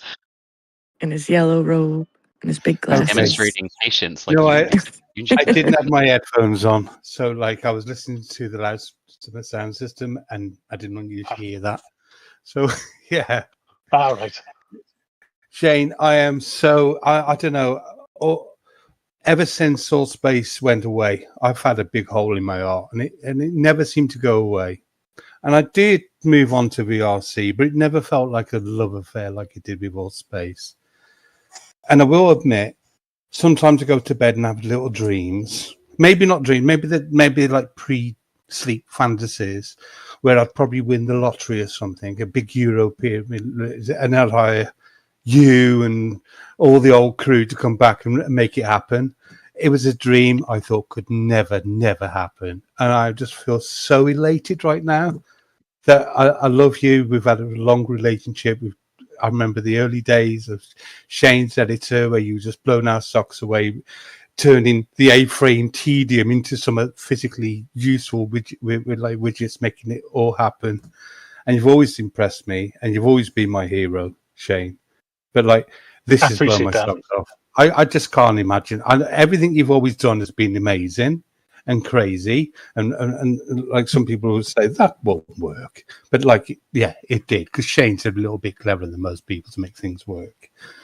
So Yeah. for that reason, I am super. If somebody else had come back with this project with maybe I don't know other ideas about making money, building crypto universities, I don't know, it would have just like gone through and not been impressive at all. But I know you, I know your form, I know your ability. I didn't know you had so much love for us, right? Because remember in the news of the deprecation of it, I was still Yes. adamant because of the amount of people still working on it. It was the like Frank and all those people that were really like making Allspace 2.0 kind of in the face of it being deprecated. I still hoped it would still be there at the end of the day and something would still be there, but it didn't. It went. And I didn't think you'd really. It's a bit of a surprise, really, that you would come back. But it wasn't Allspace you disliked, was it? It was some of the management decisions, some of the people there that were not really thinking about the community. Yeah. And it's really lovely now to know that you're going to cheerleader us again. We could be platformed again. We're going to have that thing that we absolutely adored and loved, and all the wonderful people that we met along the way. So I'm super ballistic. I'd love to see Christian. I mean, such a fan of his work for so long. Me and James used to like idolize this guy in his album. We used to look at his avatar drawing and just go, "Oh man, We did. that's bonkers." It's true. We want some of that to happen again. So I'm not going to add to the avatar. I think the avatar argument is really complicated, but like I am so in love with those old avatars. Me and Ben have still got our Nova faces on our profile pictures, as you can see. That's how much we love those avatars back there. So like, yeah, bring those on. So I don't know how to thank you enough. And I just love seeing all these people. I'm looking for the audience. There's so many people there that it's moving me to tears to see their names again, because we had such beautiful relationships in the old days. So I'm sounding over enthusiastic maybe, but I don't know. I'm just so thankful, and I just can't wait to get into this. Yeah, I super appreciate it, Andy, and I completely agree with you. All of the above. I remember back in the days when somebody discovered, and it was over and over again. People would discover Christian's website, would find all the designs there, and we were all looking through the avatars. I mean, why didn't we get these ones? Yeah. We wanted all of these ones. Do you know what I mean? Yeah. I remember. I remember back in the days of Shane's editor and stuff like that, and just trying to enable people to do stuff and create stuff, and seeing how you've been able to stretch your legs and expand your skill set even across VR chat, and seeing the stuff you've done in terms of professional grade world creation since then is amazing. And seeing you come back in here and contribute that straight back in with worlds in the beta, right, to bring back the exhibition hall, or the new user space as it was once known. Yeah. I love it. I love that you're on board, and I love that everybody here who's here is on board, and it's all of us again. It's the original crew. We've put the band back together, and we're going to do it, right? We're going to have that. We're going to have that dream. I have won the lotto, and I'm spending it on bringing us back. So that's where we're going, and I totally get it. I completely agree with you. And people have to stop tooting my horn as well, because I don't know how to respond to that, but I appreciate it all the same. You know what you've done. Yeah. Okay, well, that went great. Big shout out to Christy too. Cause there, of course, a remarkable team. Really respected those guys in the Allspace days. Those are the guys we were looking at and say they're doing so well. They're engaged with so many professional people on the platform. I think they were like the Allspace developers, not the management, really had a love affair for those guys, and so did we. So, like, yeah, big shout out to Cause and Christy. Brother, I can say the same about you. You impress me at every turn. So, equal love.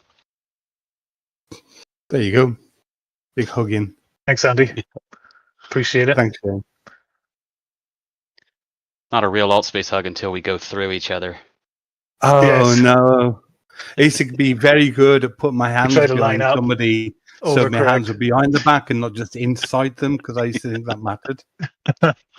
Yes. That's just a perfect example of how much we take this Avatar game seriously. Yes, exactly. Yeah. Okay, let's see. Who else can I pick from the audience?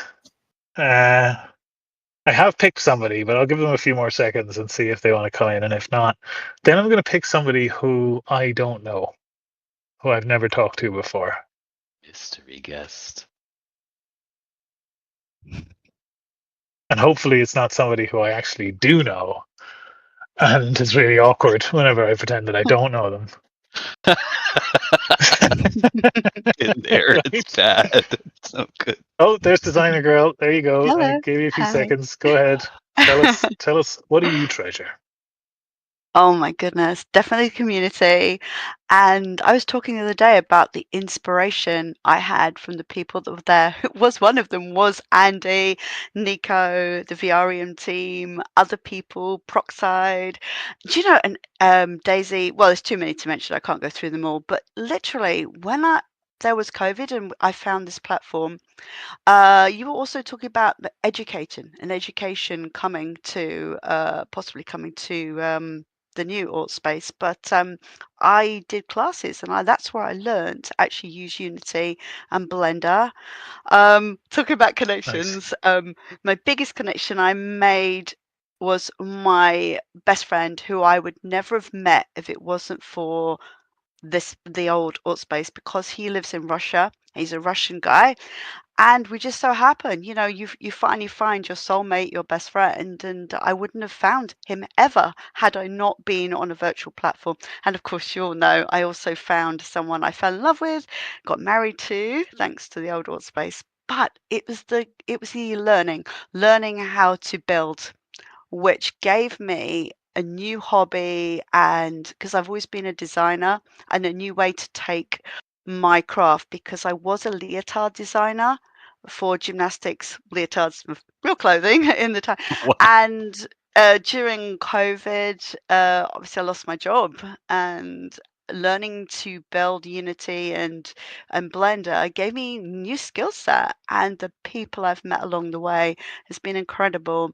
And I am so inspired by all of you. And thank you so much, Shane. Obviously, Andy said everything that I wanted to say to you and about you. I've been with you on the whole journey anyway, since Altspace, Banter, which, oh man, I love that platform. And after Altspace, I would say my closest friends come from Banter. It's the smaller communities that you can really make connections on. To me personally, I wasn't a fan of VR Chat or Horizon, but so this is huge what you're doing for all of us. And I think it's going to go from strength to strength. So thank you. Awesome. Really Thank you. great point about a small community, though. Like we were saying, Shane, like maybe the smaller community would be a more successful thing to focus on, and it feels tighter. It feels more like a family. You get into something like Hmm. or a VR chat, and you're just basically cast out into the open sea of VR.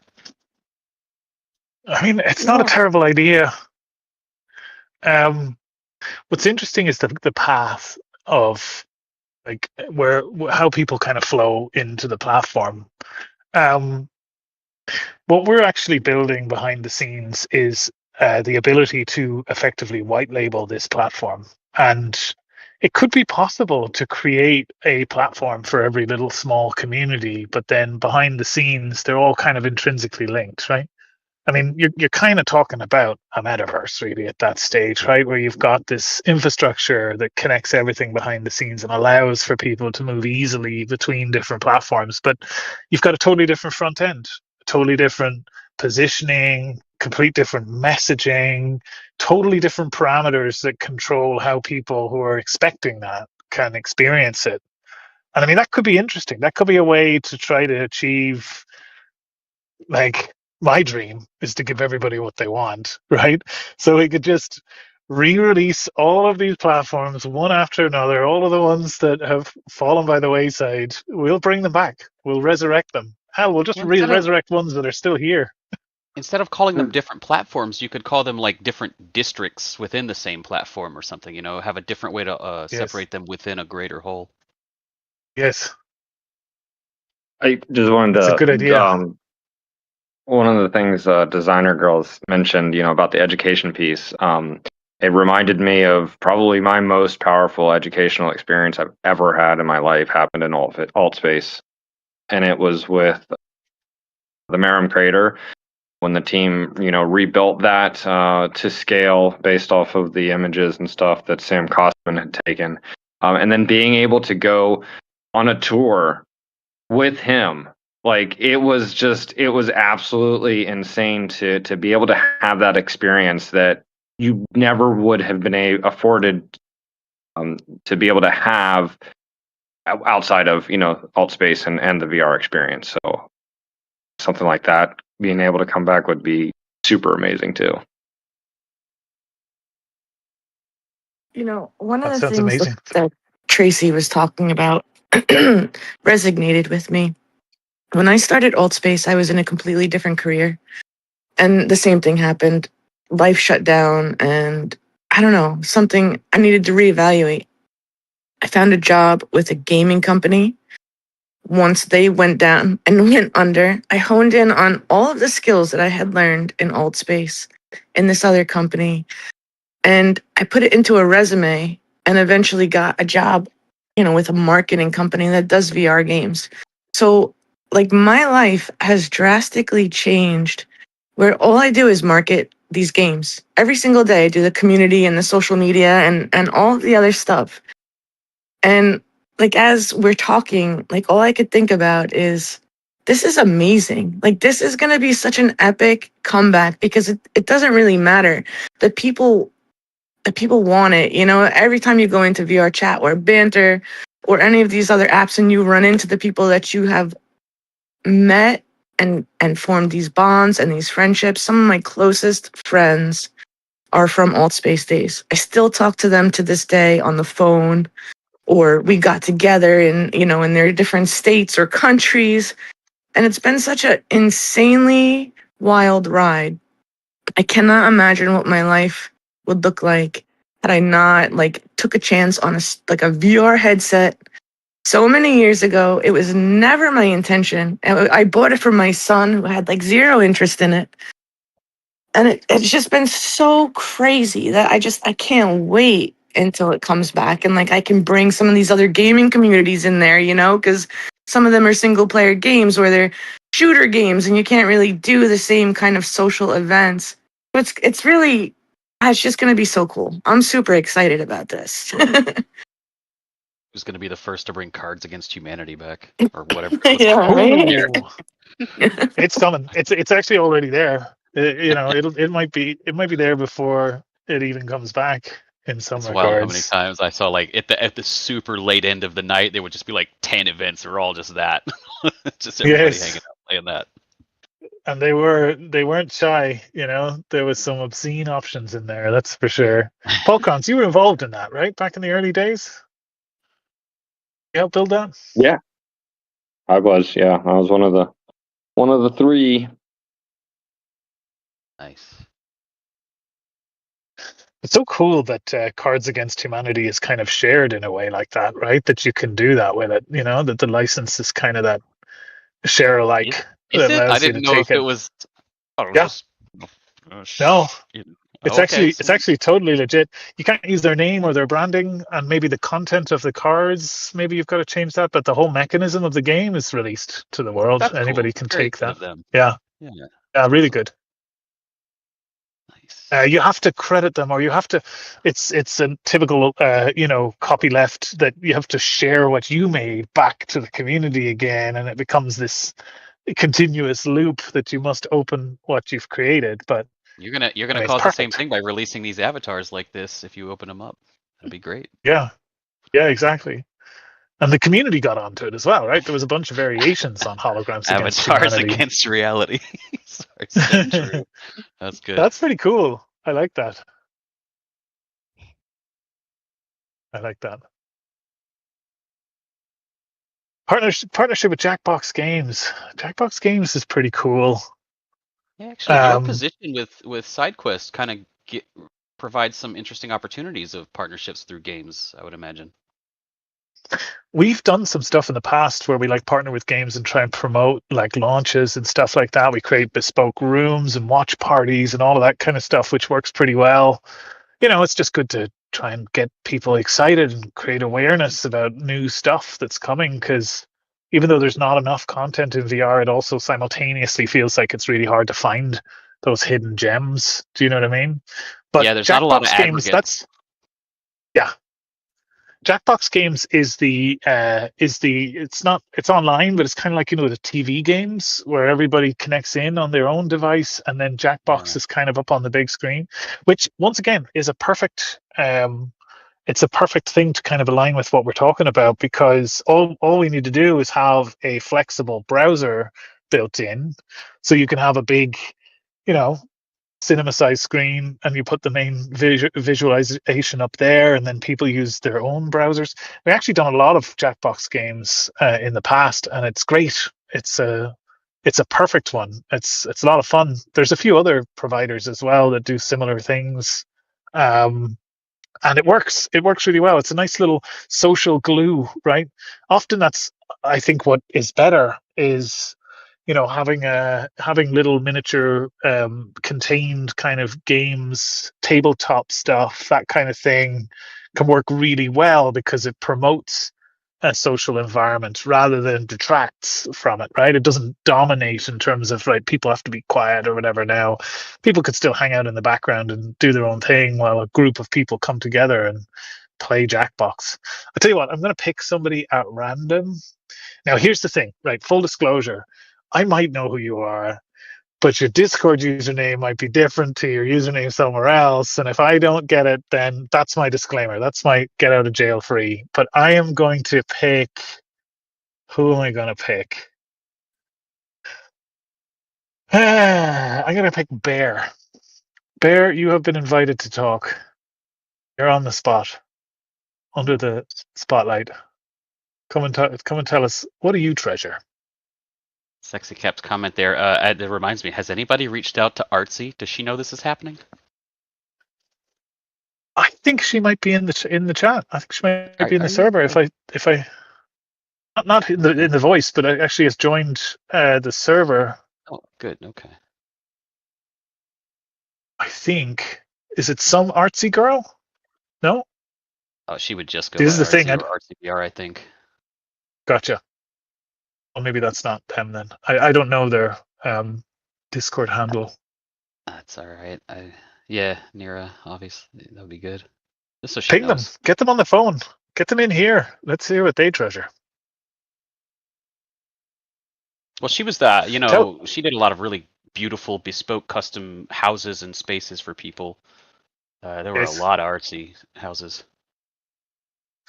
Let's bring everybody back, right? Spread the word, right? Slate has been cleaned. We're all starting from fresh. Everything is, everything is bring everybody back. All the people, all the things. Let's go. Let's start again. Whatever your past grievances, doesn't matter. Yeah. They're not here anymore. We're starting fresh. It. Come be part of the new solution. That's right. I actually heard a lawyer. I was doing jury duty once, and those guys were like, "I hate the system. I'm against the system." And the most beautiful argument I ever heard. The lawyer turned and says, "Well, wouldn't you want to be a part of the system to help change it from the inside rather than allowing it to continue?" It's like, man, that was genius. Yeah, such a conflict, really. Then, isn't it? Yeah. Okay, I'm gonna pick somebody I do know. Somebody who's got a great voice and can come and tell us everything that we need to hear. I like this. I like picking random people. I've also, by the way, already got a plan for what next week's event is going to be. It's going to be memory lane. It's going to be one after one. I'm going to ask people to tell us about their best memory on the platform. That's what the next week's event is going to be about. So think of it up, y'all. Get ready for that. Yeah, you heard it here. Go ahead, Dutch. Tell us, what do you treasure? Wow, man, I'm on the spot. Oh man, I'm just excited about all this that's going on. I'm unfortunately one of those old fogies who wasn't around back in those days of Altspace. Unfortunately, I came around just after it was gone. But from everything I heard, it sounds amazing. And I just think, I think the discussions that have been going on have been great. I think just seeing so much passion and so much love for everything is really what's the most important thing, Obviously, people have different opinions. People want different things. People are going to say, this is what made it great. This is what made it great. And in the end, we can really see that it's everybody's ideas is what makes it great. It's everybody's passion. It's everything that everyone enjoys. That is what makes it great.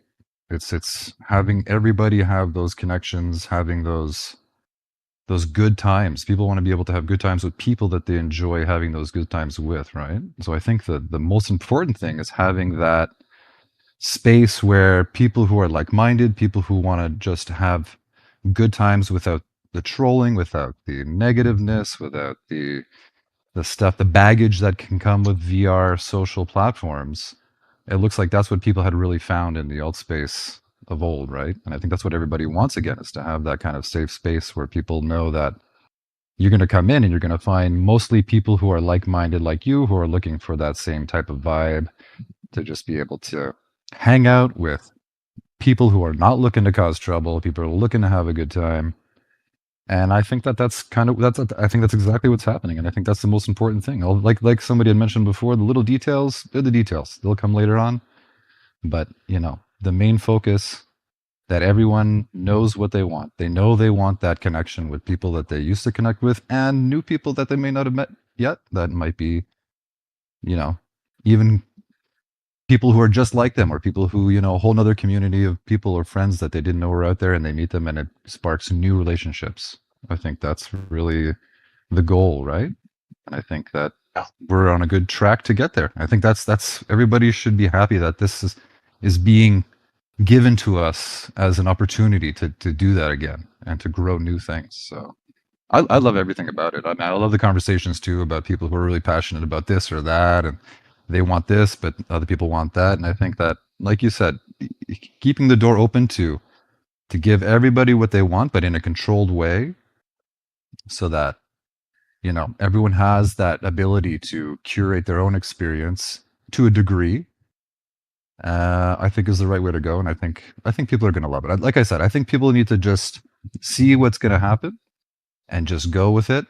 And as things evolve, they'll evolve, and people will just dictate what needs to be done in the end. And I think it'll turn out great. People need to be optimistic, I think. Love it. Love it all. Love all of it. Let's And go. I'm excited. Let's do I'm it. excited. Yeah. Oh, awesome. I appreciate your excitement. And even if you were late to the game, that's great. It's what the platform is about, right? It's about people just getting involved and being welcomed by the rest of the community. Well, I'm inviting a few different people in from the audience now to see if they'll come in.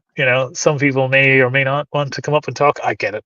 Sometimes it can be a lot when there's 50 plus people all listening to you at once. But hey, I'm just going to pick some random people and see if they want to come up.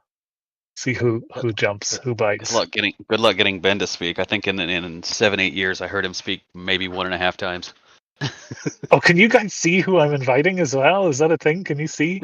I see the little green hands on people's. You Come do. on, Ben's a chatterbox. Is he? Come on, Ben, come on up. A treasure trove of knowledge, that guy. Yeah. Who's new? Tice Guy, the DJ. What do you got for us?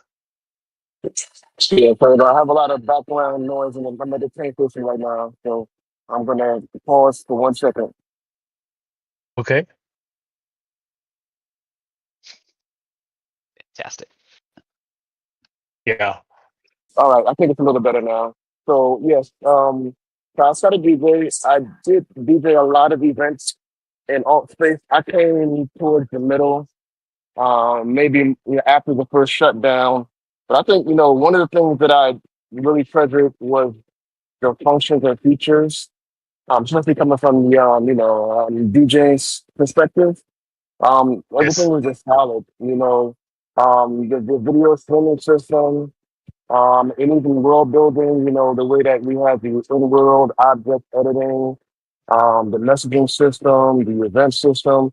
So I think I know a lot of people have a lot of strong feelings, but I think one thing that if I can offer, is just start as close to where all space left off as possible. It doesn't have to have all the bells and whistles to begin with. This way, the lovers of the platform it won't feel foreign to them. Leveraging new technologies to beef up those existing features. Improve the original avatar customization system a lot deeper options. And all those things that have come in next, offer those kind of end game feedback at different points.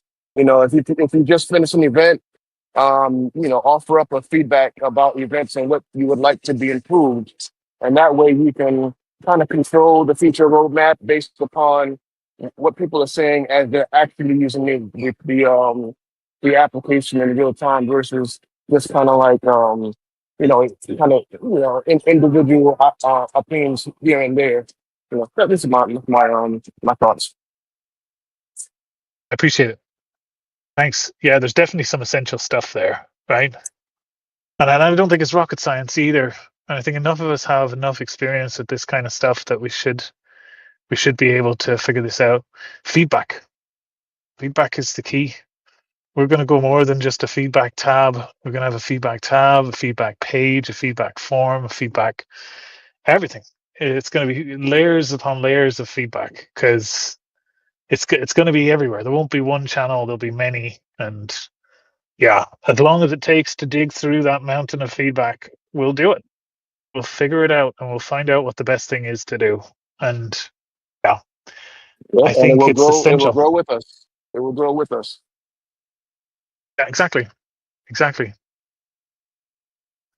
Oh, I appreciate that. That's some pretty sound words. Oh, Shoseki's here. Come on up, Shoseki. Tell us all about it. Come on, you love this. Let's do a little bit of improv. Has anybody ever done this before? Do they do improv on these kinds of stages? Computer's struggling. Somebody's training some splats. Is that what it is? Or is it just there's so many people in this chat right now that it's killing your computer? Because I'm kind of proud of that if that's the case. Let's see. You know what? I'm gonna give it probably another 10 or 15 minutes, and then I'm going to have to bail on my end. But I'm just going to invite a bunch of people up in the meantime. Let's see if we could break the server. I'm inviting everybody. People I know, people I don't, people who build, people who follow. Oh, it's Diane. How you doing, Diane? Hey. How's JavaScript So, treating you? oh gosh, I dropped that. Oh no. Yeah, Oh no. you need a for me, I need a problem to fix. And learning is not the problem, it's That's something to true. fix. You need a Yeah, passion project so to really learn this stuff. yep. Right now I'm actually working on I've got back into building now on the last 48 hours. Wow. But I'm super excited about this. I miss building, and I'm starting off with projects I left off of when Altspace was around, and I'm really excited about this endeavor and what you got going on. Um, I'm in it for just, man, the hanging out and the events. There definitely was some real cool curated events.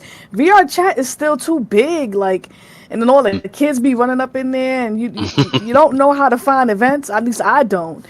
So I miss that whole calendar system, and you get into a rhythm of it. You know what happens when, and then you can see new events. Like, I don't know. I feel like VR chat be like shadow boxing some stuff because I'm like, how come I don't know about this event? Like, and you gotta do word of mouth, and it's people that you don't even meet. You will never get to meet in VR chat because you don't be in the world that they in because you don't know it exists. So, I really miss that organization and that structure that Altspace had. So, I'm looking forward to things like that and looking forward to just, being with the adults again, and just having a great time. So, yeah, thanks so much for this. Even, I got a couple of worlds in banter. So, I need to go back in there actually. But yeah, I always talk about when I talk to some friends, I say that you're really passionate about this. You're not in it for the money. You're in this. You live this. So what better person to head this thing than somebody who's in it. So yeah, I'm excited. Thank you. I appreciate it. Thank you. Honestly, it was always a pleasure to see you come into events. You were always so passionate and so interested in what you were doing, right? You Yes. gotta keep that up, whatever way it is, even if you're changing priorities and stuff like that. Stick with it because Yep. Yep. that's the secret, definitely, Yeah. 100%. It's a leopard when it Let's see. I've changes, got a it can't change its stripes. So that's me, you know. nice. Everywhere I go, I'm still gonna be me. So thank you. Leopards have Thank spots. you. Stripes, Oh no. spots, all the cats, all the cats. Shane, I will say she brought up a good point when she said be with the adults again. Have we? Was there age limit settled on this thing yet, or I'm not? Okay, Where's so that at? age was basically the second most popular topic in the feedback channel, right? Whether we should have some kind of age control. I think we should. And I think it should be the community has the control, right? I think dedicated adult spaces should be something that we can do. Um, and we have to find a way to be mindful. If people are going to come onto the platform who are younger, I feel like it's going to trend away from that. It's going to take some time, but we are shifting back towards more of the enthusiast audience that we had pre 2019, I think, with the way the industry is going in general. So there is going to be less kids involved because there'll be less options for headsets in the future because they're going to be more expensive. So I think we're trending in the right direction, but we still need tools in the short term to make that possible. And I've spent the last little while trying to build out a heavily privacy focused system that can give us some kind of age, assurances, let's say, without having to compromise or risk people's most sensitive data. But I tell you what, I've invited so many people into the chat. There's Austin, there's Pablo, there's Razor, there's Swifty. Who else have I missed? Who wants to dive in? Austin, I see you're already unmuted, Yep, and you're also live streaming. that's And thank you correct. for handling that. Yeah, it's been long. I don't know if I can maintain this. We're 3 hours and 26 minutes into this, Shane. I Seven more yeah, minutes. yeah. So my big deal, of course, is that I do VR filmmaking and multiple platforms, and I just would love to have the proper tools to be able to do that, because I think the more that you get the word out on Twitch or YouTube or Kick or whatever platform, that the more people will see it and then have an interest in coming to explore the platform and increase the amount of people that come here. So I struggle with a lot of platforms that they don't even think about that, and they don't have the proper tools for it, and it's such a pain in the butt when I try to work in those platforms. I try to make it work anyway, but that's it. And I'm also very happy to see all of you in here. Koss, hello.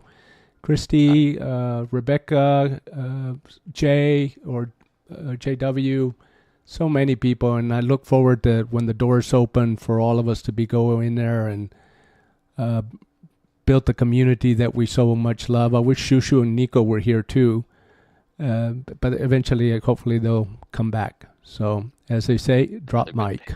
Thank you. Reach out to Cheers, them too. We love Austin. you, Carlos. Yes, I was chatting with Shushu just the other day, actually. So hopefully they will be in here and active soon as well. Excellent. Yeah, let's try and give everybody a little shot. I don't know, Razor, do you wanna say hello? Hi. I'm sorry. I didn't hear you call me up when you That's did. okay. I get a little distracted, I suppose. But this has been like a amazing podcast for me. I'm like, yes, Altspace is coming back podcast. Nice. But anyway, I'm just thinking about the events that I want to do. I do like to do the gothier events, if that's even a word, gothier. I don't know. But Own it. I am very excited if we're going to have the same megaphone thing that we did but in Altspace before. I'm excited because I want to start doing hide and spook again, and this would help showcase people's spaces. Actually, it's kind of like Nice. people it's like hide and seek, but it's kind of with a twist where people they can read their favorite short, scary stories, or write their own, or chat GBT. I more. I don't know. I really want people to write their own stuff too. Eventually, I think that would be amazing. But I think what better way to get people to see every little part of a world than to get them to scramble to go hide, to find Yes. any nook and cranny in the world to go hide, right? Yes. Love it. Um, Love it. and I like the spooky aspect of it, where the seeker is reading the spooky story, and then everybody else is like trying to find a place to hide. Oh, you read the story instead um, of counting? That's interesting. Yes, yes. I have some videos in my YouTube back in banter, when we had like a lot of people in there. We well, a good amount at least, for to play hide and seek in. We had people just read little short horror stories. A lot of people use ChatGPT, which is fine. But I just love the idea of people writing their own stuff, too. Or, like I said, bringing in your own, you like your favorite writer as well, like their short story or something. I don't know. But I want to bring that back. I've been doing Goth Night. I've been doing it in VR chat and in banter, and I am so excited for AltspaceVR, like to do Goth Night and AltspaceVR. Nice. So yeah, if any, showcased in the because I really want to do that. I think I'm to get into this. That means that's got to be a lot of world builders too. So I want to help Yes. kind of show off their world with kind of a spooky twist to it. Yeah. Yeah, Sounds and I great. really appreciate your bringing back Alt Space. Yay! Thank you. That's so cool. Cheers, Laser. Everybody Yeah, same. appreciates your the dark aesthetic that you bring to it. I tell you, that's for sure. You definitely own that whole Oh, space, and pretty excited to have that in Alt Space as well. oh, thank you. Let's see, who else have we got here before we finish up? Pablo's Corner. Talk to me, Pablo's Corner. Hey, How are you? so I guess it's interesting for me because, and like Kaz would definitely know, right? Like I was someone that was never really on any of the original like incarnations of Altspace, like maybe like once or twice. Like I did have a memory of like me playing like Altspace on like the Samsung Gear VR. Like it was definitely, it had like pre Microsoft for sure. And then I went on again much later on during the Microsoft era, I guess if we want to call it that, right? So my experiences were definitely limited, but I did enjoy it whenever I did go on there. And I mean, I think one thing I definitely have heard a lot about, like what really made AltSpace great was the event system. Like how easy it was to like manage events and like put up like screens with presentations and stuff like that. So it'll be cool to see that implemented here. Um, I guess the only question that I have would be the locomotion system. I know that right now it's currently based off how it is in Banter, where it's like more like Yes. Boneworks style. Yes. Is that going to change in Altspace, like to be more simplified, or will it kind of maintain what it currently is? That's a good question. Part of me wants to respond with a question and ask what would you like it to be, but I think I know. Right? I mean, I can Yeah. tell you. Well, I can tell you. please, please Um, do, please I do. mean, Yes. I mainly play on VR chat, and that's obviously a much more simplified like kind of locomotion system. So I'm kind of more used to it, Yes. kind of being like Yes. that. And I think probably in Yeah. the original space, it was kind of like simplified. I mean, I'm sure most of you guys in here could answer that, right? But I think it would probably be better if it was more simplified. Just because I think Yes. more people are just gonna be like chill and like just kind of sitting watching events, or probably not Yeah. moving as much. I think. I will say this, So Shane, as far as that, because I was playing in my flying saucer world, and I have a very slight incline to my floor, and I was just slowly moving down. Like I couldn't stay still because the dynamics was like sliding me down very slowly. I noticed too, it was strange. I don't know if you, it feels like you're using a dynamic capsule because as I'm walking around, sometimes I dip and roll very slightly, just enough to, I know what it is, but I don't know. I feel like every other Interesting. platform uses kinematic, and just trigger-based interactions, instead of Yes. dynamics. Yes. But that is what we're going for. So hopefully you guys will be happier with that. We are going with a much more simple version where we'll turn off Yeah, a lot of the excellent. colliders, and we won't be able to, yeah, you'll be able to move through people's bodies, and you won't have as much of the physics where, somewhere in between, like maybe you can jump, which you could never do in alt space. Maybe you can crouch, for instance, right? So it's probably closer to VR chat in terms of what you can do there. Yeah, you couldn't Not jump. jump? What? No, you Wait. couldn't jump. Whoa, Mandala effect. Wait, what? I Really? I know, Whoa. right? Genuinely, you couldn't jump. You couldn't jump in all space Huh. for the entire decade of its existence. You could never jump there. So yeah, I mean, in essence, I do agree with you. I think we need a So simpler approach, and I think it Ghostroid, the needs to hand be more colliders and basic. climbing. You can do that with triggers. You don't need Yeah, to I mean, have because I think colliders for that. Yes, because like I think that yes, locomotion system makes sense in Bander, where like I think it's a lot more yes, experimental, and you can have like you know wildly different kind of like experiences, right? So I think it makes yes. sense there. I think as long as we make it responsive in some ways, right? Like you say, you Yeah, can use triggers to do things where you would have to physically climb in others, right? And then, yeah, we can make it so that eventually, right, we can have these platforms potentially overlap. But if you're coming in from one side, you've got the spin on the interactions and the controls and the physics from that one. If you're coming in from another, then things are a little bit more controlled and limited. And maybe, I don't know, we'll play with this and experiment and see what the how people respond. But I think maybe we could surface some options for people eventually so that they could tweak it themselves. That's the ultimate, really. There is to be able to turn all of it on and off. But this is definitely going to be trying to bring it back to what it was with jumping, probably, right? Because it's yeah. I mean, so definitely want weird when you like try to jump. I mean, you definitely want like the modern quality of life things in there for sure, Yes. Yeah, yeah, especially yeah, like because there's some things that are hard to go back to. I think like or like yeah. ways you don't see a lot of people doing teleporting anymore. Yes, Uh, yes, that's true. Yeah, you do. Yeah. I will. If I you're if trust you're me. motion sickness, that's certainly Yes, an option. as someone who has designed VR rigs, I have put them out and thinking this is the most.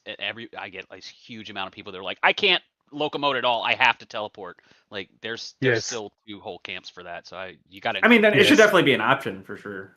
yes, They yes. should I just mean, be that's it. both available at the same time. Teleport with one controller, move with the other, etc. Like you don't use Interesting. up my control scheme that I came up with was you have obviously the left one locomotes, the right one turns, but you don't use up and down much. You can use up to throw a teleport arc, and you can use down to actually turn around 180. I mean, that's kind of what Half Life Has Alex does, anybody? right? Yes. I don't Has remember. anybody tried the Yeah. teleport in the beta release yet? Has anybody tried that teleport? No. Is it It's possible on tab. 2D? Oh, Yes, what? it's tab. I was hitting all the buttons like T, F, what is it? Like no. Okay. It's Yes, on the controllers too, and it was essential if you yes, get trapped in a collider cluster yes. where you get stuck. Yeah. You have to get out of it with a Oh, teleport. where is Yeah. beta release? Is it on the headset or is it just on the computer? It's on the It's just on website. the computer so far, but Oh, yeah, it's on altvr.app, and it's also in the server here. There's a beta release channel that's in there. all right. Okay, I'll tell you what, there's a couple more people in the chat I'd love to hear from before we finish up, and we can let Austin end the stream. Uh, let's see, Black Sands and JW. Let's go with Black Sands first. You were already unmuted before. You want to tell us what do you treasure? Oh, yes. Hello, and thank you for giving me this time. I'm really excited about AltSpace. I did a lot of karaoke. I had Black Sands karaoke way back in the day. And then I also did some business in there. I did business coaching and helped people start their own businesses. So it was a Awesome. pretty cool time. Yes, yes, yes. My big question is I saw something on a Reddit post. I think this is like the very first time you guys announced that you were putting this back together. And I thought there was a link that went to an application for people who were ex-Alt Spacers to kind of join the team and help with, advising and those types of things. I cannot find that anymore. So do you have who you need, or am I crazy? Or is it I'm just looking in the wrong place? Okay, so yeah, that's a great question. There is a group behind the scenes. I lovingly refer to them as the AltSpace Council. There was no link though. It is kind of a Hmm. closed group right now. I don't think we're looking to. I want to try and give everybody who's in that group enough time to kind of have their voice heard.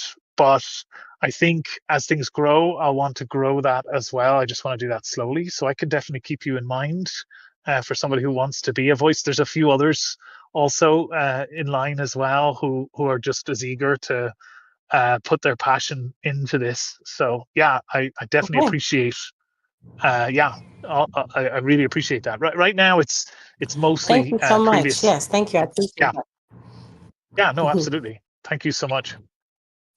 Um, okay, well maybe we'll have a final word from JW. He can tell us what's great in his world. Hey, J-Dub. Hey everybody, you hear me okay? Yep. I'm on mobile right now, so I just want to make sure. All right, cool. Yeah, so I'm super excited. I've stayed here for this whole thing. What we're going on now, 4 hours almost. So Yeah, look three at and a the half, 4. passion. Yeah. Yeah, yes, that's very telling. I mean, we got 35 people in the audience still, and everyone just hanging on and loving it. So yeah, I just want to say that Shane, it's a huge undertaking. It's a huge responsibility. You mentioned earlier about being a people pleaser as your superpower, and and you can definitely see here that you're really doing your best to try to make it happen for everybody and appeal to everybody, and honor the eras of all that lived experience, and the fact that you have such a wonderful team already put together, right? The council so far, right, with people who have been in almost every incarnation of AltSpace, right? From the early days to the acquisition to the mesh side. I mean, you've got what I call prosumers leading the charge, right? So prosumers are people who consume and produce, and I think we're in great hands with actual people who live, breathe, and walk VR. It's very important to have people who get it, and not just the corporate side that try to make it fit for everybody. So, yeah, I'm really happy. I'm pleased to see so many people here from the past, OGs, people who were there to the sunset as well. And it's a beautiful reunion that we're having here, and I'm really excited to see where we're going. Thank you. Thanks, JW. Appreciate it. Definitely one of the people I remember from the olden days. Okay, I actually missed that we've got one more. We've got Swifty Gaz, who's here in the chat. Maybe he can give us some final thoughts, and then yeah, we can close up for the day. Oh, thanks, Shane. Yeah, it's good to see everybody. It's absolutely amazing. It's fantastic how the community has come together in a few weeks. It's brilliant. Actually, I was going to ask 1 a week. question about 1 week. Sorry, I was actually going to ask a question about the whole crouching and jumping, but you answered that about a few minutes ago. All right, nice. Because yeah, I do. It's a nice thing to have. It'll definitely help, I think, when we make design levels and use kits, and maybe build some games and stuff. That'd be really cool. Yeah, just like to say thank you, and yes, amazing job, fantastic. Yeah. Well, cheers to you and yours for sure. We're looking forward to some of those kits. We need to get that system off the ground as soon as possible so people can start to share the love, so to speak. Cool. Okay. Well, look. Yeah, 3.5 hours straight. I love that. Let's keep this going. This is such a great start, right? I'm so motivated and so inspired by how many people are kind of rallying behind it. And we didn't cross 1,000 yet. I've been keeping a close eye. I know a bunch of you are. We're close. And I know that you're all going to go off the back of this and spread the good word. We're at 961. We need 39 people, folks. 39 people. Go and make fake accounts. Get your friends and family. Do whatever you need to do. Let's cross that number. But honestly, I just want to reiterate what everybody else has said, but directed back at you all. Like, this is for us all, and we're all going to get to have a say, and we'll just keep doing it like this, where everybody can come up and raise your hand if you've got some thoughts. We'll sit here, we'll listen, we'll take it seriously, we'll document everything as we go, and please keep funneling your ideas into the ideas channel, just anywhere really. And yeah, thank you to everybody who's come in, who's talked. Thank you to everybody who's worked on this project in the past and is back here to kind of see that it's going to represent what it needs to, and everybody who just is pouring passion into this. It really helps to fuel my fire for sure, and I only hope that I can really represent all of what you're doing. But yeah, let's just leave it there. Let's say happy Altspace, and yeah, stay tuned. The next few days we'll probably get an iteration on the beta out with some updates for you guys, try and solve some bugs, maybe add some tweaks, get a feedback form in, get a log uploader so we can really start to dig in on some of the problems, get all of that automated and direct line to the team who are going to be working on it. And yeah, then we'll iterate, right? Together we'll pour over this, and with a fine-tooth comb we'll surely find all the things that we need to find and make everything great. So I'm confident, and now I know you guys are too. Join us next week. We'll do probably another 3.5 hours, and we'll just listen to person after person telling us their favorite memory from back in the days. But yeah, in the meantime, thank you all, guys. I'm going to jump off. This has been an absolute pleasure. And yeah, happy Altspace. Thank you, Shane. Yes, you too. Thanks, everyone.